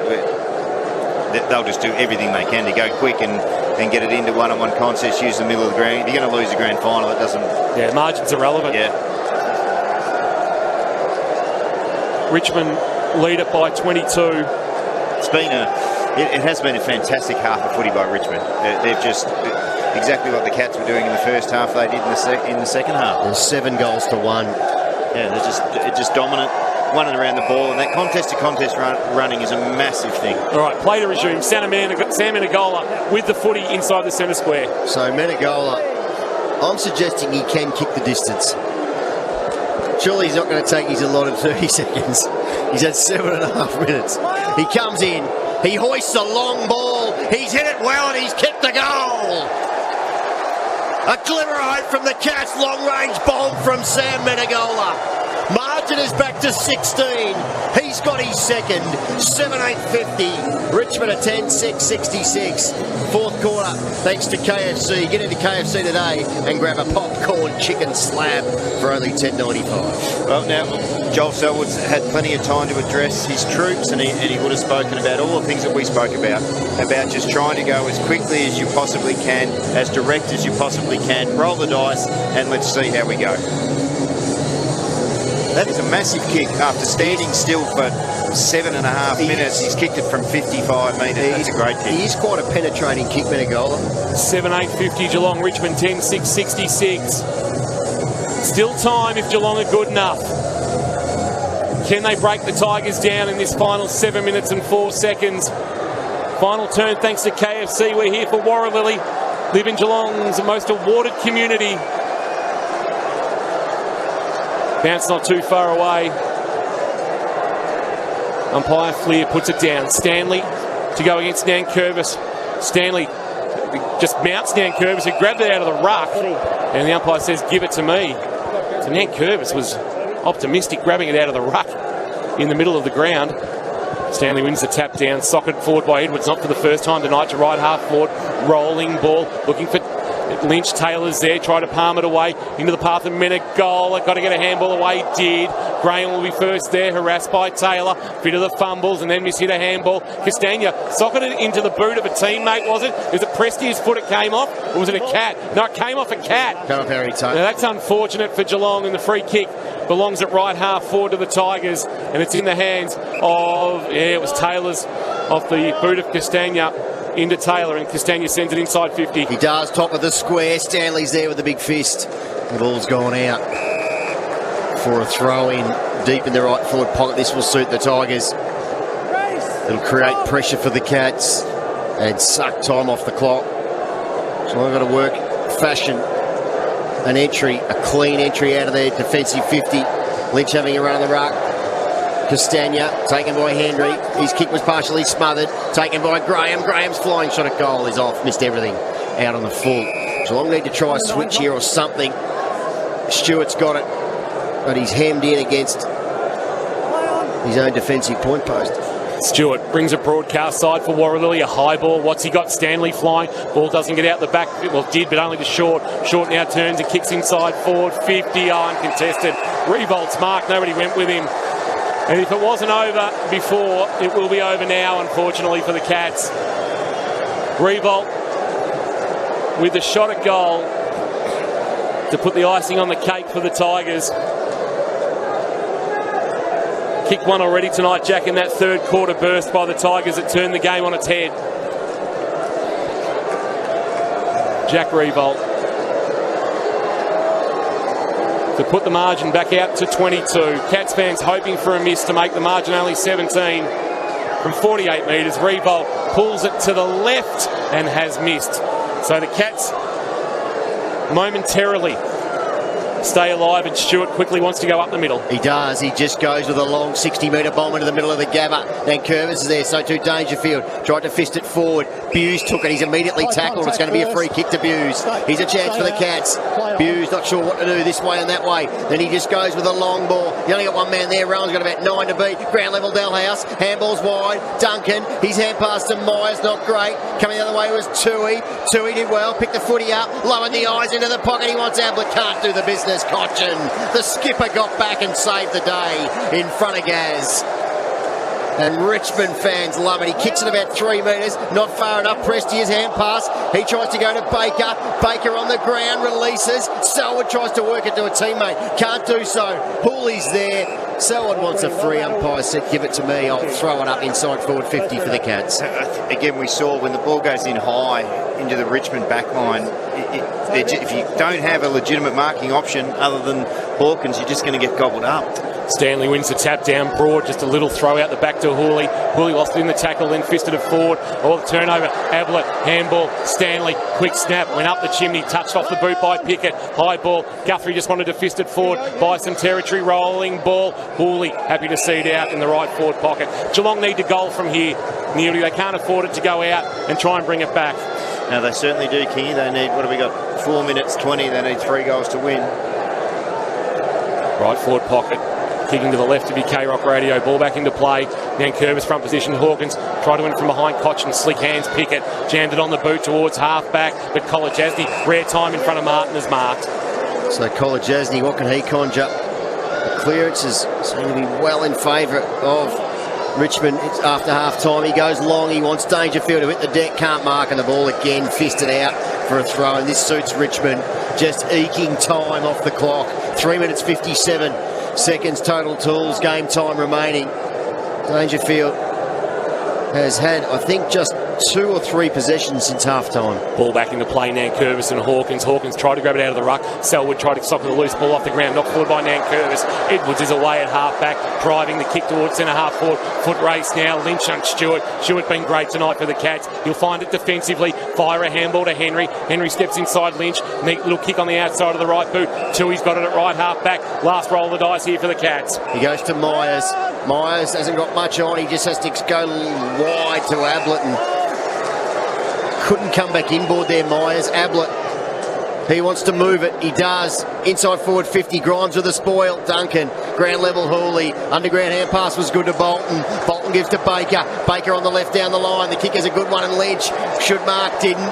Stewart did okay. Lynch steps it though. Edwards. This could be the knockout blow to Rioli, who had it spent before he took it. Coming the way was Taylor. He looks slow. Taylor handballed it straight to Bolton. Bolton from centre half forward wobbles towards goal and misses everything. And goodness me, the end can't come fast enough for Harry Taylor. And the ball has gone out for a throw-in deep in the left forward pocket for the Tigers. So under 3 minutes now.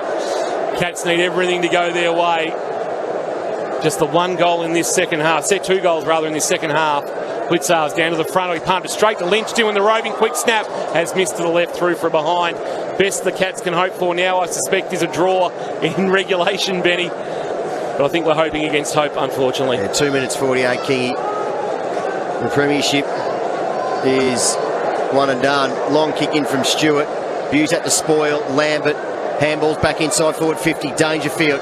Just his 4th touch of the second half is an absolute stinker out wide. Not sure who you're trying to kick that to. It goes to McIntosh. He gives to Baker. Baker into the pocket, and Rewell marks on the lead in front of Stewart. And Jack Rewalt will take his allotted 30 seconds. And even if he doesn't kick the goal, if he scores, the margin will be 19. And Richmond are going to win their 3rd flag in 4 seasons and stamp themselves amongst the upper echelon of football dynasties. In modern footy, 3 out of 4 flags is very, very sharp shooting. And Rewalt, from a tight angle, comes in, and he has kicked the goal. He's kicked the goal. Richmond are going to be premiers in 2020.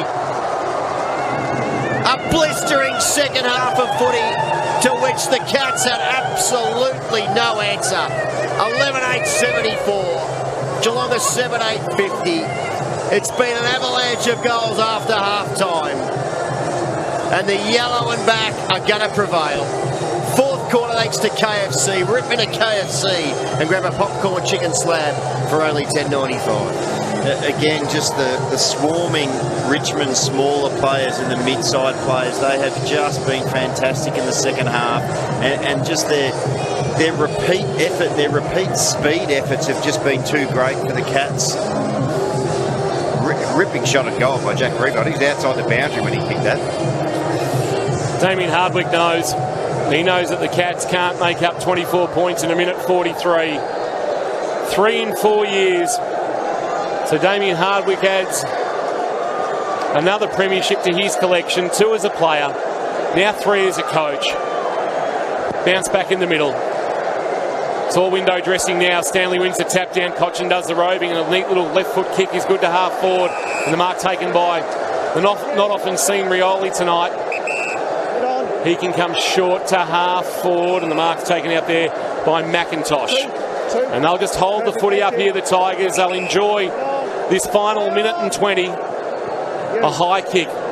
He sits it towards the goal square and uncontested. Stanley Orr drops what he should have taken. Time to recover on ground. He's just handballed straight to Dusty. Dusty from the tight angle has kicked the Apco service station's goal of the night to put the exclamation mark on a wonderful Richmond performance. 4 goals for Dusty. He will win, you would suspect, his 3rd Norm Smith medal. The margin doesn't really do justice to the contest, but the Tigers have been dominant. From the time they trailed by 22 points at the 18-minute mark of the second quarter, they have held Geelong to just 2 goals while kicking 10 themselves. Reece Stanley, a moment that he will want to forget very quickly. Drop mark and then a handball give. It was a goal assist straight into the breadbasket of Dusty, and he doesn't miss those opportunities. A wonderful finish from a wonderful player. He's one of the game's greats on the biggest stage. 4 goals for Dusty and a 30-point Tiger lead. That goal was unbelievable. The strength of Dusty to stop before the boundary line. He was getting tackled by Dangerfield, and he just took that around his body. That's outstanding. Yeah, Norm Smith. I don't think Pete Ryan need to look at the stats. Nan Curvis, handballs to Cochin. This is icing on the cake now to Graham. Graham lace it out to Rewalt. And Geelong, well, this is just rubbing salt into the wound. Damien Harwick and the coaching staff have come down to the bench to celebrate. It's been an avalanche in the second half. 9 goals to 2. Geelong looked to be sailing at 22 points to the good at the 18-minute mark of the second term. Since then, Martin has kicked 4. The Tigers have kicked 10. And this is for 11 goals since the late stages of the second quarter, and Rewalt is off target, just off to the right, minor score. And that might be the final score, Kingy. 12-9-81 plays 7-8-50. We can only marvel at Richmond, be disappointed for the Cats. They can't send Gary Ablett the way they wanted to. But the dynasty, it is a dynasty now. 3 in 4 years. Well done, Richmond. They deserved it. They've outlasted 17 other clubs to win the Premiership of 2020. There's no asterisk attached to this. They are the deserving flag winners. Geelong, disappointed. Enjoy it, Richmond fans. You deserve it. Risking head and shin. If we're behind, then never mind. We'll fight and win, for we're from Tigerland. We never weaken till the final siren's gone. Like the tiger of old, we're strong and we're bold, for we're from Tiger. Yellow and black, we're from Tigerland. It wasn't to be for the Geelong Football Club, unfortunately. Richmond 12-9-81. Geelong 7-8-50. The Cats, they had their chances. They led by 22 points during the second quarter, but it just never seemed to be enough. And in the end, Richmond just storming home. Their second half, 9 goals they kicked, 9 goals to 2. Absolutely steamrolled the Cats in the end. They just were able to do better things at the right time than what Geelong could. And that's why they are premiers for 2020. A fighting fury, we're from Tigerland. In any weather you will see us with a grin, risking head and shin. If we're behind, then never mind, we'll fight and win, for we're from Tigerland. We never weaken till the final siren's gone. Like the tiger of old, we're strong and we're bold, for we're from Tiger. Yellow and black, we're from Tigerland. I think we can go down ground level for Geelong Marine World in this fifth quarter for Signature Homes and City to Serve Solar, where Trent Cotchin speaking with Abby Holmes. Consistently show up every year, and this year's no different. They challenged us, but credit to our boys. They just continue to show the resilience that we know they can, and not just the boys on the field. I'm so proud of the boys that have just come out to the field. They've probably had a more challenging year than anyone without having a second-tier competition, and our fans, well, look at them all here. Everyone back home, thank you so much. It means the world to us. And without you, we honestly we're not here. Well, you just touched on it. Everybody involved at the footy club, but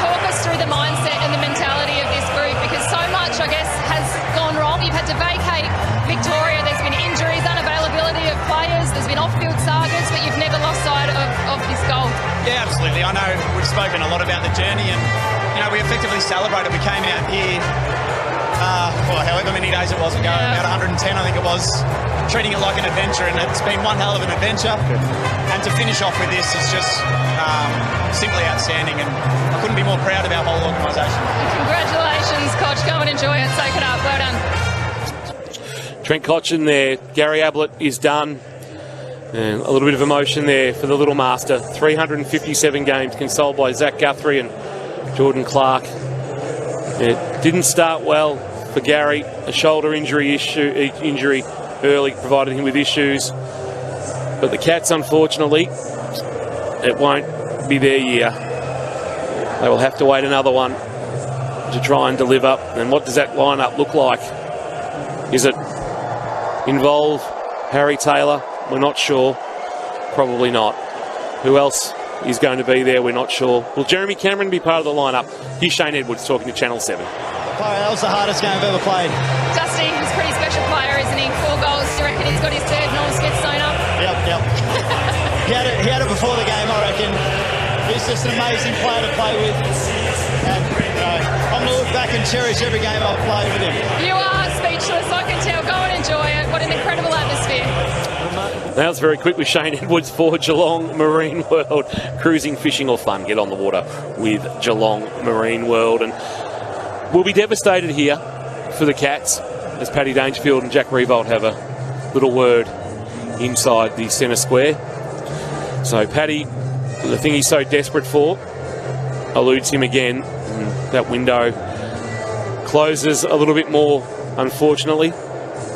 Gary Ablett, he won't get the fairy tale finish. So I think Richmond, Jack Revolt just went over there to chat to Patrick Dangerfield. I think the Tigers are looking to do some sort of guard for Gary Ablett as he leaves, which would be the first time in the history of the grand final. Yeah. I'm not sure whether Patrick Dangerfield said, well, maybe not, but we'll wait and see what happens. But I'm pretty sure that they were talking about some sort of guard. So how do they get that done? I suppose there's no Lee Matthews didn't get one when they lost in 85 Hawthorn, but that's a long time ago, and the way players are honoured these days is probably a little bit different to how it was 35 years ago. But exultation for the Richmond Footy Club. They will have the presentation ceremony shortly, and Ash Barty will be the one presenting the cup. It would have been great to see Ian Nankervis up there. I suspect he might have done a Bobby Davis in 2009, Neildy, and Bobby basically lingered and didn't want to let go of the cup when he handed it to Mark Thompson and Tom Harley. So we'll wait for that presentation ceremony. While we do, we might get a breakaway. 5th quarter for Signature Homes and City to serve Solar. And we'll come back to pay tribute to the Richmond Footy Club. But Geelong, unfortunately, falling short by 31 points. It was Richmond 12,981, Geelong 7,850. Thanks to Warralilly. 10 years at the top and still so much more to come. Live, breathe, K-Rock Footy. Thanks to our number 1 ticket holder, Warralilly. K-Rock, Geelong's home of the hits. You could bring down my level of concern. Feeling good. You want the hits? We got them. I'll be fine. Bring down my level of concern. Am I falling in love with the one that could break my heart? Geelong's home of the hits. K-Rock 955. Has all this time at home made you realise how you'd really like to live? Perhaps it's time to design your forever home. Hi, Gary Watts from Signature Homes Geelong, your specialist custom home builder. For over 15 years, we've designed and built hundreds of stunningly unique architectural homes across Geelong, Bellarine and the Surf Coast. Explore the possibilities for your custom home with a free design consultation with our architect. See signaturehomes.net.au, your award-winning custom design professionals. Hi, I'm Patrick Dangerfield. When you're on the highway to the danger zone, make sure it's in a Rex Gorell new or used car. Rex Gorell just can't be beaten. They top the ladder when it comes to range, service, value and quality. So you'll only get the best when you buy your car from Rex Gorell. Family owned and committed to Geelong. Do what I've done. Join the winning team at Rex Gorell. Rex Gorell, Fine Street on the Trobe Terrace, Geelong. Visit rexgorell.com.au. LMCTs 1308 8349.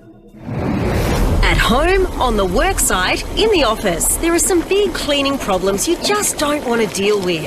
Don't panic. Call Steamatic. Steamatic has real solutions to your cleaning problems. Graffiti removal, kitchen canopy cleaning, blasting services or the big industrial jobs, they're equipped to handle it all. Steamatic, a standout job every time and on standby when you need them most. Don't panic. Call Steamatic. Essington Street, Grovedale. Visit steamaticgeelong.com.au. With over 250 garden and building products, South Point Garden Supplies offers the largest range on the Surf Coast. Sand, soil and mulch for the garden, driveway toppings, decorative feature rocks, pavers and building supplies. Rejuvenate and enhance the look of your garden this spring with fresh mulch or organic composts. Delivering to commercial and residential projects throughout Geelong, the Surf Coast and inner city Melbourne. Or bring your own trailer.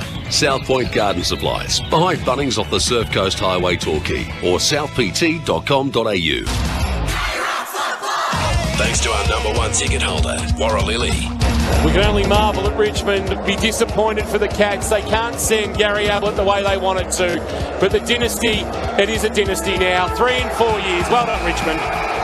They deserved it. They've outlasted 17 other clubs to win the Premiership of 2020. There's no asterisk attached to this. They are the deserving flag winners.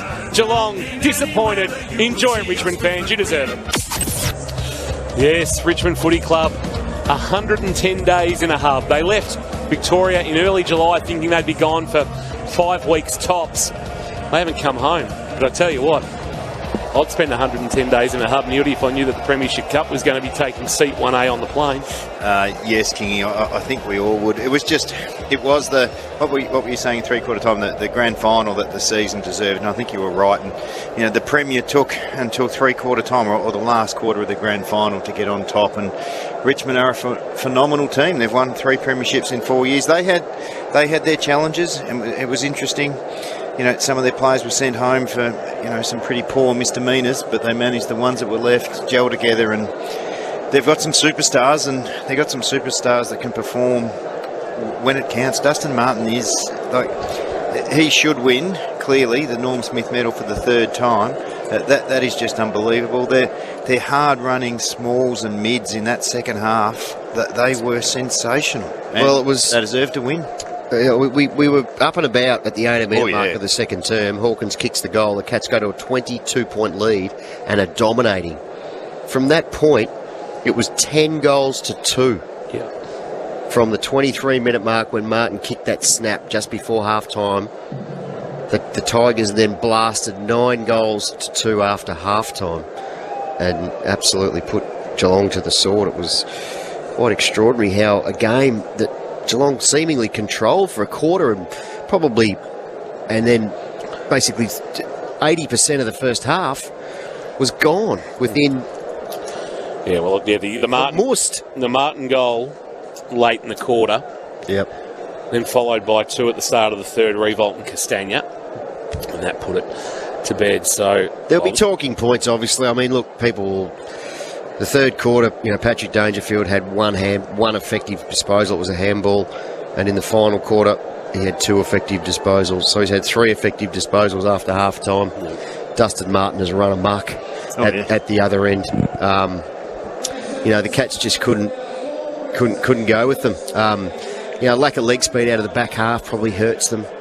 It's easy to point fingers, but look, they had a great year, the Cats. Unfortunately, the last half is going to leave a bitter taste in their mouth. Hopefully motivation. The way that they just petered away and petered out, because they were really dominant there for a period, and it was all looking rosy. But to sort of fold up like that in the second half, hopefully burns them over summer and into next year. So I think we're about to go down to the ground announcer. Our feed from the host broadcaster will have the audio, and we will take that as the umpires are being recognised for their performance on grand final night. Here is the presentation ceremony. I think they send one umpire up, and that's one of the boundary umpires up to collect the medals on behalf of all the media.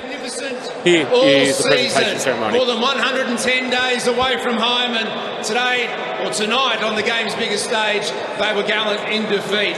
Please welcome their captain, Joel Selwood, to the stage to say a few words.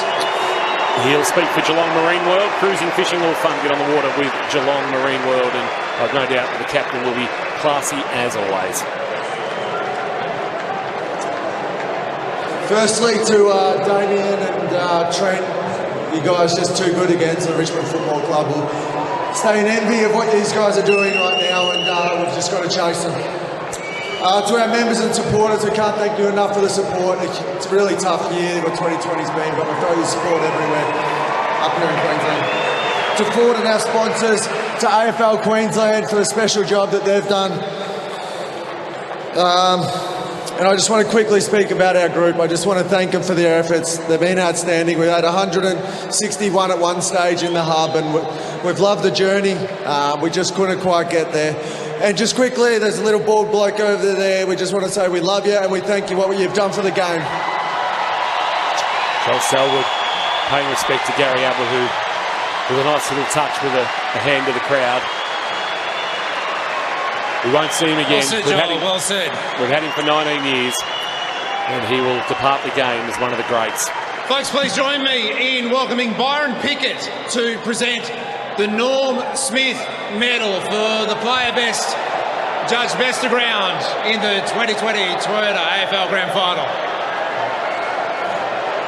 And the winner of the Norm Smith Medal with 4 goals, 21 disposals, Dustin Martin.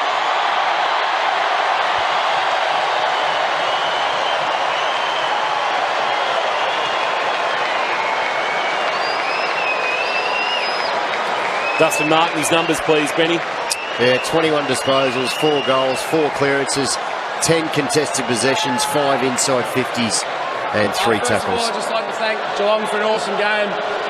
You're an awesome club, and well done to Gaz on an unbelievable career. To the AFL, Toyota, the government, and last but not least, the Richmond Footy Club. Let's go!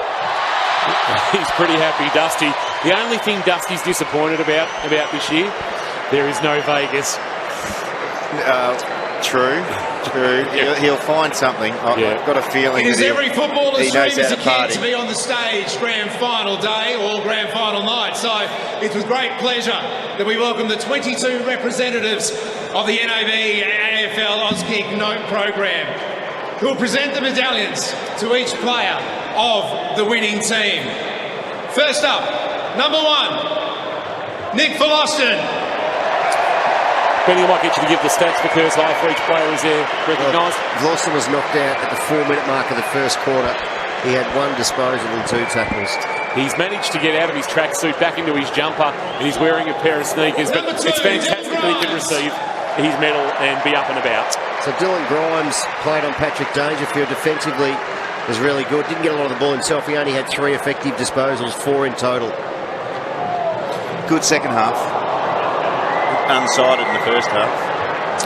Number 3, Dion Prestia. So Prestia, the former Gold Coast Sun, 14 disposals, 4 goals. He kicked 2 goals, including the first of the game at the 19-minute mark. One of those little mid-sized players who got him back into the game in the third quarter. Yeah, he was Number 4, good. Dustin Martin. So the Norm Smith medalist, we just read out his stats before, 4 goals, 21 possessions. Some sort of player, Ben. Yeah, he's an absolute gun, so creative and skillful. Straight into the Hall of Fame, and he's done. Oh, yeah. Number 7, Liam Baker. So Baker, something of a revelation this year for the Tigers. 14 touches off half-back. He had a clearance, 3 marks, 2 tackles. Again, formed part of that contest-to-contest running that they just were too good for the Cats in that second half. Number 8, Jack Riewoldt. So every player up till Baker, a 3-time Premiership player. Baker, a 2 now, Riewoldt, a 3. So Riewoldt, 2 goals, 2 from 3 marks and 9 touches. When the game breaks open, and it did towards the end, Riewoldt and Lynch played very well. Congratulations, you played really well. Sarah, you come down with me. Thank you so much. Come on, Sarah. Oh, how nice was that? Jack takes his 2 children up there. The Oz kicker says you played very, very well. Jack's fantastic in that regard. He gets it. Shane Edwards, now 3-time Premiership player. Their leading possession winner on the ground, 27 touches, 9 clearances, 4 inside 50s and 2 tackles. Classy player. One of their A-graders, and had a great night. Turns 32 tomorrow. Number 11, Jason Castagna. So Castagna buzzed around. A bit more accurate than last year, Benny. He was. I think he did a bit of nice accuracy post-game. 11 touches, 1 goal 1 he kicked. Again, super quick, goes up and down the ground, good endurance, and second half. Number 12, David Asprey.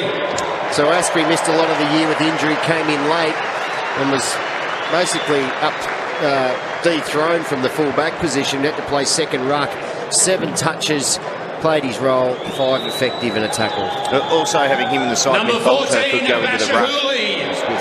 So Hooley had a pretty quiet night by his standards. He only had 4 kicks, 11 disposals, 1 tackle, but he too missed obviously a chunk of the season by staying in Melbourne when the teams flew up, but wins another premiership. Classy player, and who's brought the entire creche up to get his medal. Number 15, Jaden Short. So Short was good for the Tigers. 25 possessions, 18 of them hit the target. He had a couple of clearances, 7 inside 50s. He was a team leading in 7 inside 50s and 6 tackles. Off the half-back line, it's some sort of play. Number 17, Daniel Rioli. So Rioli was probably one of the Tigers that had what you would consider a quiet night. Well, a few of them had quiet first halves. He only had 1 kick, Rioli, 4 tackles, didn't hit the scoreboard. So we will be speaking hopefully with one of the vanquished Cats a little bit later post-presentation. Number 19, Tom Lynch. So Lynch, he really only got going in the final quarter. Taylor actually defensively did a reasonable job on him, but that was when there was pressure on the midfield. As soon as the pressure came off, Lynch started to get involved. 3 marks, 8 possessions, 1 goal 1. Do you think Tom's happy with his move from the Suns? Yeah. Just quietly. Yeah, Bolter was, well, he's probably one of the revelation of the season. He came from nowhere, played like Bruce Dool in the back half all year. He went into the ruck tonight and was actually looked quite comfortable. Absolutely. In the ruck. He was absolutely fantastic. Turned 21 yesterday. Hard to believe that Kane Lambert had to wait so long for his AFL opportunity through the Northern Blues. So he was under Carlton's nose. He went to Williamstown and then finally got his chance. Yeah, and he's taken it, grabbed it. Yeah. He's a wonderful player. So he had 13 possessions, 1 goal. So Big Man Curvis did the business in the ruck. He had 8 touches. He actually did not take a mark. Took a few last week against Port Adelaide, a few crucial ones against Port Adelaide, but he had 8 hit-outs to advantage. Richmond won this premiership because Toby Nankervis stood up in the last quarter last week. Yeah, it was a big part of it. Oh, he got fresh air too by the young kid who went to shake his hand, and the kid just absolutely fresh air. Dusty and Jack have come over to shake his hand to make up for it. What about Shea Bolton's emergence, Benny? Now a 2-time premiership player. Very good player. 16 touches, 7 tackles. Really relished the chance to play in the midfield. Number 33, Edwards didn't make the journey up to the hub. Camden McIntosh, underrated player, kicked the 2nd goal for the Tigers at the 22-minute mark of the first term. Just does his business, little fanfare, 13 possessions, 2 tackles and a goal. He also had to reinvent himself halfway through the year. As you said, lost his spot, came back stronger. So Graham, one of those foot soldiers, 17 touches, 5 tackles, 3 inside 50s, 10 contested possessions, one of only 2 Tigers alongside with Martin to reach double figures in contested possessions. Nathan Broad battled Dangerfield early, had a couple of shaky moments, might have got a head knock, but he had 8 touches. Wasn't about touches for him, he just does his job defensively. He certainly does. There's a number. They don't have too many of those, but they do work together very well in a great defensive system. Don't think he'll be putting his premiership medal anywhere other than around his own neck in these celebrations. Oh, Tom. Number 50, not touching that one. So Marlon Pickett, the number 50, playing his 20th game, and he's a 2-time premiership player. Benny. Yeah, that's quite true. He's got enough kids up there to. He's got a few. He's got 4 of them up there with him. And the old Pickett Meister, he had 14 touches. He didn't take a mark, 5 tackles. He's brought half the school with him. Sure, the tally must have been on the blink. Pretty simple game. Ladies and gentlemen, the captain of Richmond, number 9, Trent Cotchin. So Cotchin, geez, he was pretty good. 19 touches, 4 tackles, 9 contested possessions, 6 clearances. So these are the names: Sid Coventry, Dick Reynolds, Michael Tuck, Alan LaFontaine, John Nichols, Michael Voss and Luke Hodge. Congratulations. Trent Cotchin joins them as 3-time premiership captains. Extraordinary. Oh, absolutely amazing, Trent Cotchin. And he changed the way he played the game to be a premiership captain. Fantastic. The John McHale Medal for the winning coach for the 2020 AFL Toyota Premiership from Richmond, Damien Hardwick. So Malcolm Blight, former Cats coach, North Melbourne star, of course, an Adelaide Premiership coach, St Kilda coach too for a little while as well, but a legend of the game in recent years, Malcolm Blight.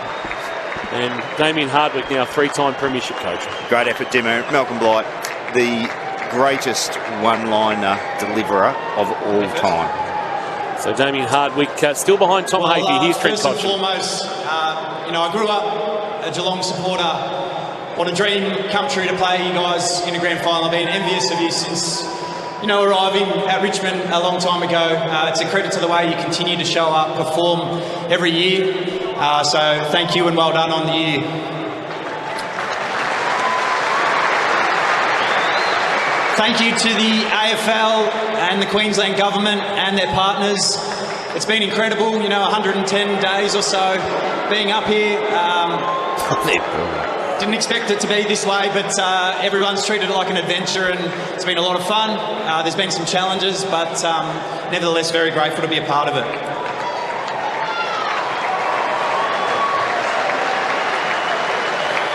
To our Richmond fans here, back home, and all across Australia, it never seems to amaze me just how proud and loud you are. Wherever we are, you show up in massive numbers, you give your all, and we're so grateful for your support. To our major sponsors, Jeep, NIB, NIB, Swinburne, Puma, Host Plus, thank you for your ongoing support. It's incredible. Footy clubs wouldn't exist without your support and help all the way through the year. The Elite Accommodation and all their staff, thank you so much for all your help, your love and support, your amazing meals. It's been an incredible journey and a big part of this year's story, and we're very thankful. To our families of both players, staff, here tonight, but also back home, we know how much you've sacrificed. It's been one hell of a journey. I hope that you can sit there in front of your TV with a massive smile, and the people that are here are incredible.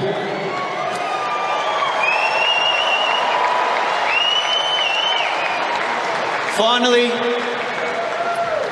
the Richmond organisation, all of our staff here at home, and all of my teammates and coaches, we did it. What an exciting.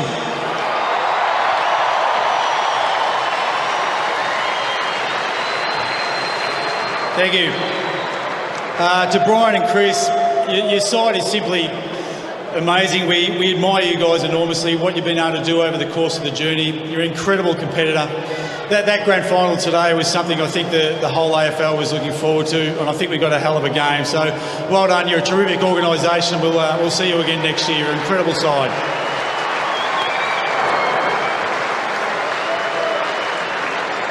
To the Queensland Government and the State of Queensland, we thank you so much for allowing us to play. It's the one thing we wanted to do, and you allowed us to do that, so we thank you incredibly much. To my wonderful family who are home, it's a little bit emotional with this. You've given me incredible support. You're not here, unfortunately. The circumstances we're in make it incredibly difficult. So all the people that we did leave behind in Melbourne, together with all the Tiger faithful here, we applaud you. But we always also remember those people in Melbourne that have done it tough. So thank you guys for supporting us from afar.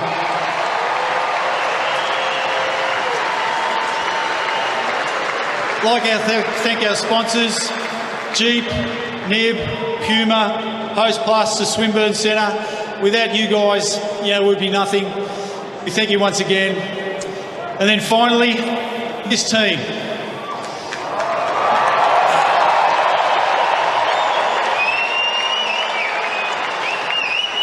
We started at the bottom of the mountain with everyone else, but to be the very last side on the top is an incredible journey.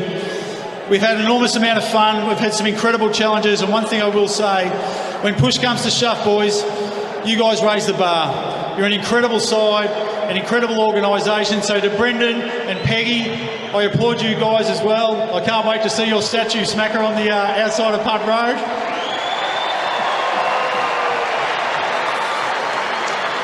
And finally, to the Tiger Army, both here and far, We thank you very much. Without you guys, we don't exist. We play for you.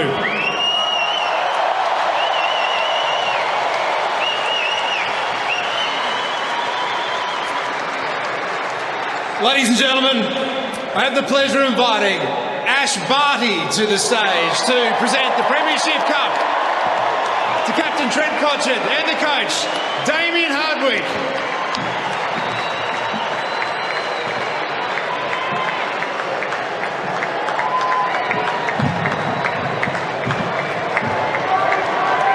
Richmond, premiers in 2020.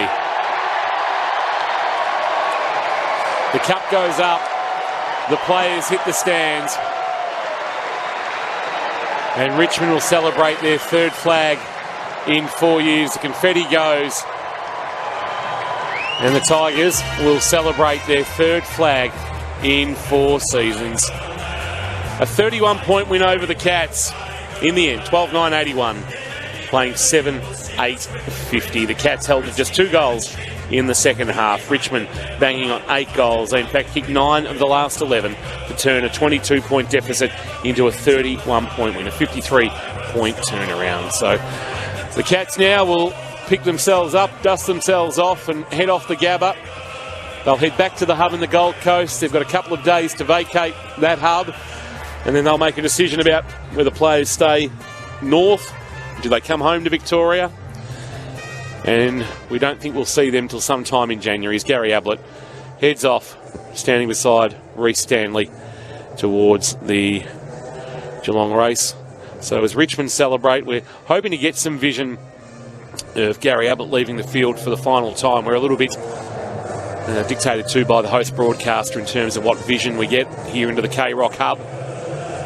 And Richmond will go and celebrate, but it looks like the Tigers have done the bolt and they're going to head towards the Geelong race, and they will be part of a guard of honour for Gary Ablett, which I think is a very nice touch from Richmond. It's so easy, I suspect, Neildy, when you are the Premier, that you would get caught up in your celebration. So it is. It can be, Kingy. Sorry, I was going to say, with that, those things are planned in advance. That's why the organisations are so big. You saw Revolt go over and talk to Dangerfield about it. That would have been planned, and they would have told the senior players earlier in the week, and they'll get it all organised. And as they said, Joel Selwood said at one stage there's 160 odd people in the hub. They're massive organisations, and they do it very well. It's very professional. So it's been a tough year for the Abletts. Jordan, his wife, losing her mother during the season. We found out that young Levi is suffering from a degenerative condition. Gary spent time away. He was gone for more than 2 months. He went home, and then he had to spend a couple of weeks in the hub and transitioning into the Geelong hub. And he came back, and he wasn't his electrifying self. He left us with some memories, though, from the preliminary final that helped get the Cats through to this grand final. And he's just posing for some photos now down on ground level before, I suspect, I'm not sure whether he'll be chaired off or whether he'll walk through the guard of honour, but Richmond have made their way over there. So Simon's just saying to Gary that Simon Lloyd saying to Gary that Richmond had come over. Family allowed onto the ground. They've got some mixed zones down on the ground for family and media and the like. So Gary will head back onto the ground. He gives a wave, and quite ironic, Neildy, that Gold Coast, who he captained, their first home and away game was actually at the Gabba against Carlton. They hadn't finished Metricon off in time, and they started at the Gabba. So he walks off the ground where he led one of the AFL's newest clubs. So he will head over from the family zone, and you can see the emotion just starting to come onto the face of Gary Ablett, the 36-year-old. From Mottawarri and the Geelong Falcons, round 1, 2002 is where the journey started, and 357 games later it comes to a conclusion. He'll go straight into the Hall of Fame in 5 years' time. Umpires, players, what a wonderful touch. We've been so blessed here at K-Rock to be able to call this man. 247 games for the Cats, 110 for the Suns, which by my count means K-Rock's called him on more than 250 occasions. Throw that in with the 242 games his dad played, and we've had the privilege on K-Rock to call the Ablett name 500 times over the last 36 years. He says farewell for the final time with the thumbs up. Down into the rooms he goes, and the Geelong players follow in single file, and that is Geelong done and dusted. Harry Taylor, he has the camera on him. We don't know whether that's it for him, but we suspect it may be. What does the future hold? He couldn't possibly go on. No, I wouldn't have thought. 280 games, a wonderful return for a player that didn't make his debut till he was 21. He was hidden away, we understand. The Cats knew about him, and he was just very quietly kept under the radar. Geelong didn't make a song and dance about the key defender from the West, and they knew they needed to get one because it's quite interesting, sliding doors. And it might have been this ground, Benny, that might have caused that sliding door. That's where Matty Egan got hurt. Yeah. Matty Egan doesn't get hurt. Does Harry Taylor find his way onto Geelong's list? Yeah, maybe not. Sliding doors moment, as you mentioned, Kingy, and Matty Egan was destined to be a really good player. All-Australian that year. Yeah, unfortunately he was cut short. He'd taken up footy late as well, Matty Egan. He's a really good tennis player as a youngster. But Richmond are celebrating the spoils. They're just a really, really good team. And they do what good teams do, or any good sports teams or people do. They rise to the challenge. The harder it gets, the better they get. And that's what a lot of clubs strive to do, and they can't always get there, but Richmond have mastered the art, and they're just coming into the game. The one thing that I knew, you knew Richmond were going to play well.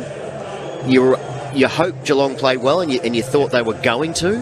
But the second half, it fell apart for the Cats, and look, they'll analyse it. I assume they'll analyse it and look at it. And Ben, they'll analyse it within a millimetre of its existence. So I think, for me, mate, that they're two completely different philosophical organisations. Richmond did bottom out, and they did grab a whole lot of top 10 picks, and they are still there.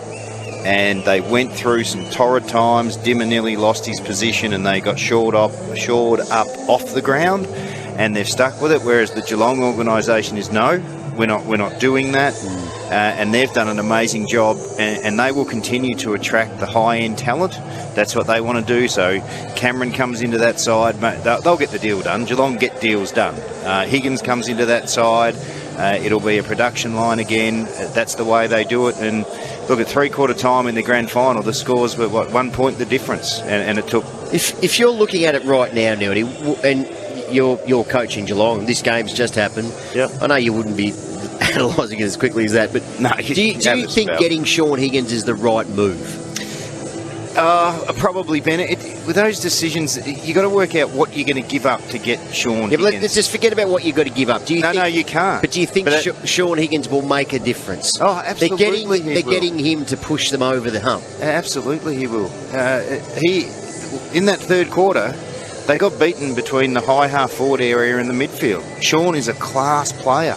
And the other thing to take into account, that sometimes there's a lot of misinformation that gets out there. The average AFL player plays less than 40 games.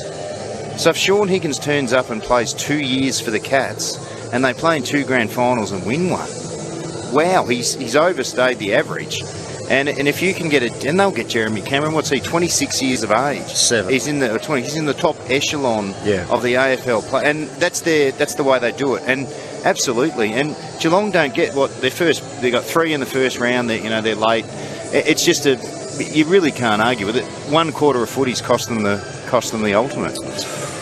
Let's have a look at the Geelong 22 tonight, Benny. We know Ablett won't be there. The big question is who's still in that best 22 come round 1. And there's no guarantee that the other 21, we think Harry Taylor's not going on. What do the club do with Lockie Henderson? Look, some of those decisions, Kingy, would have already been made. Yep. Especially because, and I say this, Newty, because a couple of things. I know we have a quick turnaround in terms of trade week. Trade week starts Friday. Yeah, they do. But remember, the people that coached that game and played in that game, that's not their... No. Stephen Wells and Troy Selwood. There's people that have been working on... Yep. Stephen Wells has been working on this upcoming draft for 3 years. But it's a very quick turnaround. Because, as Gil said to us earlier today, they want to start traditional late March. But it's not But my point is that Stephen Wells and his group, which is a department within a high-performing organisation, they didn't find that information out today. No, true. They've known that for a long time, and they'll be ready, and they will know exactly clearly they've offered Jeremy Cameron a contract. Yep. They will know now. They would have known 2 weeks ago whether or not GWS they think will match it, and they will have the matching trade if they think GWS is going to match the offer. So that's already done, and they would have known they'll give up nothing for Sean Higgins. We pick 120, and that's the philosophy of the club. They're hoping to speak with somebody from the Cats. The celebrations continue for the Tigers. Media conferences will come, so I think we will take some of Chris Scott's media conference depending on whether they make a player available or not, to see how that clashes. But Benny, we've got the Twitter sphere fired up. We're happy to take your calls too, Cat fans. 52-232-955. Give us your thoughts on tonight. Keep them G-rated. I know some of you will be frustrated and there'll be a lot of emotion among Cat fans, but if you can control those emotions. But we're happy to hear from you. 52-232-955. But what are they saying on the KFC Twitter, Benny, at K-Rock Football? Well, Daz Broncos. We're keeping you awake, Benny. I just had a little involuntary spasm there, Kingy. Daz Broncos, who's been listening from over there, suggests Tigers had several gears and we did not have enough to go with them. Hope the loss burns deep in the guts of the bottom 16 players and educates them on what is needed to win. 3 times round 1 picks, Cameron and games into Cooper, Stevens, etc. There is hope out there, just sucks right now. So, well said from Daz, all the way over there from America. It's Andrew Daly. I feel sorry for Daz, because it's very early in the morning there. It's probably going to go to work. I was going to say sunrise is probably not too far away. Yeah, I know. Oh, but he works any day of the week with what he does. He's got Saturdays off, I think. Sunrise. He's pulled rank. Sunrise is probably not too far away. He's got a work experience kid pulling the buttons. John's joined us on the line. John, thanks for your call. Hey, boys. The reason why Chris Scott is a good coach and not a great coach is that he should have had the courage to take Ablett off the ground and sit him on the bench. Simple as that. Simple as that. They're probably, they're one short then, John, but look, there's probably that second half will get dissected, and some have already questioned off the KFC Twitter about Dangerfield spending a lot of his time up forward. I think he only had 3 or 4 touches after half time. Ablett still had an influence. It's probably not as easy. Geelong, I'm not sure taking Gary Ablett off. They got outscored 10 goals to 2, so there was plenty of problems. They just couldn't in the second half. 9 goals to 2 is a pantsing. Catherine has joined us on the line. Catherine, thanks for your call. Yeah, good evening. I'm glad that they made the grand final, but I'm disappointed that they lost. I want to know how come every time we play Richmond, we only play half a game, and then we lose. Like last year in the prelim, we've done the same thing. We were up at half time, and then all of a sudden we don't play the second half for some reason. Well, Mark Neal will answer that question for you, Catherine. Catherine, look, that says more about Richmond than it does about Geelong. Richmond are an unbelievable team. Their depth of talent and depth of class is greater than the Cats, and that's a fact. Geelong, in their last couple of outings against Richmond, they can stay with them for a half. Tonight, they certainly stayed with them for 3 quarters. Geelong have come up against one of the greatest sides of the modern era. They've just won their 3rd premiership in 4 years, and a quarter time they were a point behind. The reality is that Richmond have a depth of class that no other club has. So I think Geelong have done a wonderful job to make the grand final, and it hurts like hell. And there will be no one hurting any more than the players and the coaching group themselves. They've done an amazing effort, and the reality is Richmond were too good. And I think it says more about the Tigers than the Cats. But it's a good observation, Catherine, that Geelong have the talent to go a certain distance with Richmond at the moment when they play their best, but they can't go all the way. The thing with Richmond too, they're not going anywhere in a hurry. No, they maybe not. It is quite interesting, Kingy.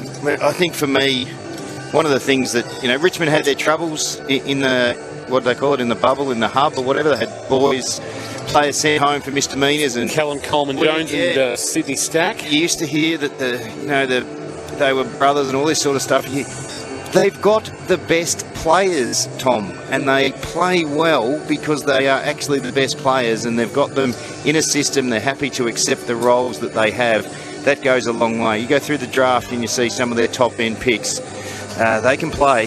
They can seriously play, and that's Dustin Martin's a freak show. He's a top 10 pick. Trent Cotchin now, it deserves to be spoken about as one of the greatest captains of all time. Captain 3 premierships in 4 years, top 10 pick. Revolt was a high-end draft pick. Riol is a high-end draft pick. These guys are quality players, and that's footy at the top end, and that's why I think Geelong, the way that organisation has put together an outstanding team of players who don't have the depth of class and talent as Richmond, and to be with them at three-quarter time is a bloody good effort. Let's hope that Jeremy Cameron does turn up and Sean Higgins does turn up and whoever else they go after, and we get some improvement from some of the younger players. And they'll learn from this. The young ones will remember what they went through in the hub and on grand final day. It's tough work. Just getting word that we'll be speaking with Mitch Duncan in just a moment for a couple of words from the Geelong rooms, and we'll get Matty to get onto that very, very shortly. Matty doing a power of work back at K-Rock HQ. He will just dial into Mitch Duncan and we'll have a chat to the number 22, who was very, very good for the Cats tonight. Geelong's best or Stewart tonight, Neely? Either or. Top of the con. I think Mitch Duncan was terrific. And he was in it, I think, for the majority of the game. Tom Stewart, he played an exceptional game. Minagola wasn't too bad either. Marine World down in the Geelong rooms at the Gabba. Mitch, Kingy, Benny Cass and Neildy joining you from the K-Rock Hub. Firstly, our commiserations to the Geelong Football Club on but a wonderful season, but I suppose the cold light of day hasn't come yet, and you can reflect on how good the Cats were this year. Can you take us into just, I suppose, the hurt you're feeling right now? Yeah, it's obviously disappointing. I'm so proud of the group for what we've done this year. That's first and foremost, but obviously the result's disappointing. I feel like we probably had control of the game there for the first half. And, got overpowered in the end by a really good team that we respect really highly, and we aspire to be. Mitch, the 22-point lead you had in the second quarter, it's Richmond. You're just never comfortable, are you? You can control a game of footy, but it can turn on a dime in the matter of seconds. And it was Dusty who turned it with that late goal in the second quarter. Yeah, he's a freak. He's an unbelievable player. It's his ability to finish as well. Under any circumstances. That's why it's going to be one of the all-timers. So. Yeah, but as you said, we had a lead there, and you definitely never take that lead for granted, because when you're playing a team like Richmond, there's no doubt about it. They can score really quickly. Great team, great organisation. So yeah, unfortunately, let them score, but we'll take obviously a lot out of it. Keep building. Mitch, it's Benny Cass. Thanks for joining us on K-Rock Footy. We'll make it short and sweet for you.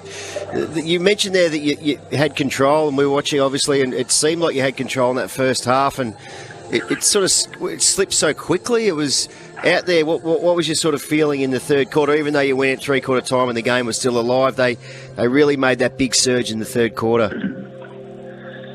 Yeah, they did. Being so close to the game can't really put me finger on it. I think we probably gifted them a couple of goals early in that third through a couple of mistakes, but then that obviously gets their confidence up and now it's down. So just about staying in the moment and take each contest as it comes. They probably start getting on top around the footy where we'll probably tough. So it's very true that. Mitch, we've got a bit of a scratchy line to you down there. Mitch, can you hear us okay? Yeah. You can hear us. Yeah, a little bit scratchy, that's okay.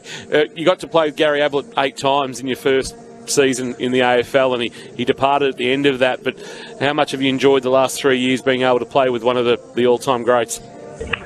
Yeah, I'll enjoy telling people that I've played with, that's for sure. He's an awesome great, and not just a good footy player, a good person, puts the team first, and puts his knowledge on the game to our young kids and even our older guys. It's he's a weapon. It's a privilege to be able to play with him and be in his presence. So very, very obviously humbled to play with a player like that. Yeah. Has Harry Taylor given any indication what his future holds to the group? No, I have no idea, to be honest. Not sure where that's at, and they'll pay out over the next, time will tell. I'm not 100% sure there. Mitch, Neildy, mate, no question from me. Just a big thank you. Thank you for everything yourself and your teammates and your club have done. I can't. Just such a big tick for your character and your club's character that they've put you up to speak after the grand final. You can speak to all the Geelong listeners that are listening to us. So, look, mate, what you guys have done over the last 100 or so days for everyone back here, and given us pretty much one of the rides of our lives to be able to get to three-quarter time in a grand final, and you're right, in it up to your eyeballs. It didn't go your way tonight, and commiserations from all of us, but a massive thank you from everyone here at K-Rock, and I'm sure those sentiments will be echoed by all the Geelong fans that are listening. Mate, go back, commiserate, do what you got to do, and we'll see you next season. Thank you very much. Thanks, Nildy. Thanks, boys. No worries, Mitch. Good to talk to you, Mitch. Take care, and please pass on our regards to Gary and Joel and the crew, and we look forward to seeing you all at some stage. I know best and fairest on Thursday night, but at some stage we'll be able to cross paths and say hello again. It's been a long time, and we really appreciate your time tonight, Mitch. Commiserations, and we can't wait for 2021. Absolutely. Thanks, guys. Appreciate it. Mitch Duncan joining us there from down in the vanquished Geelong rooms. It's very good. That's one of the hardest things I think you can do as a professional athlete, and that's just the respect that the club and people like Mitch hold our listeners and their supporters in. He's absolutely outstanding, and he spoke very, very well. Fifth quarter for Signature Homes and City to Surf Solar. Signature Homes, an award-winning Geelong builder specialising in custom design homes, $400,000 to $1 million. What we'll do is we'll take a break. We're going to come back and we're going to wrap things up for season 2021. We've got our Hamlin Hanger. Got our head-to-head for Geelong Insurance Brokers, our Steamatic standout, the goal of the day for APCO service stations, and a few thank yous for season 2020 as well. But, of course, the Cats unfortunately falling tonight by 31 points to the Tigers in the 2020 Toyota AFL Grand Final. Richmond 12-9-81, Geelong 7-8-50. Thanks to Warra Lily, our number one ticket holder. Live in Geelong's most awarded community. Live, breathe, K-Rock football.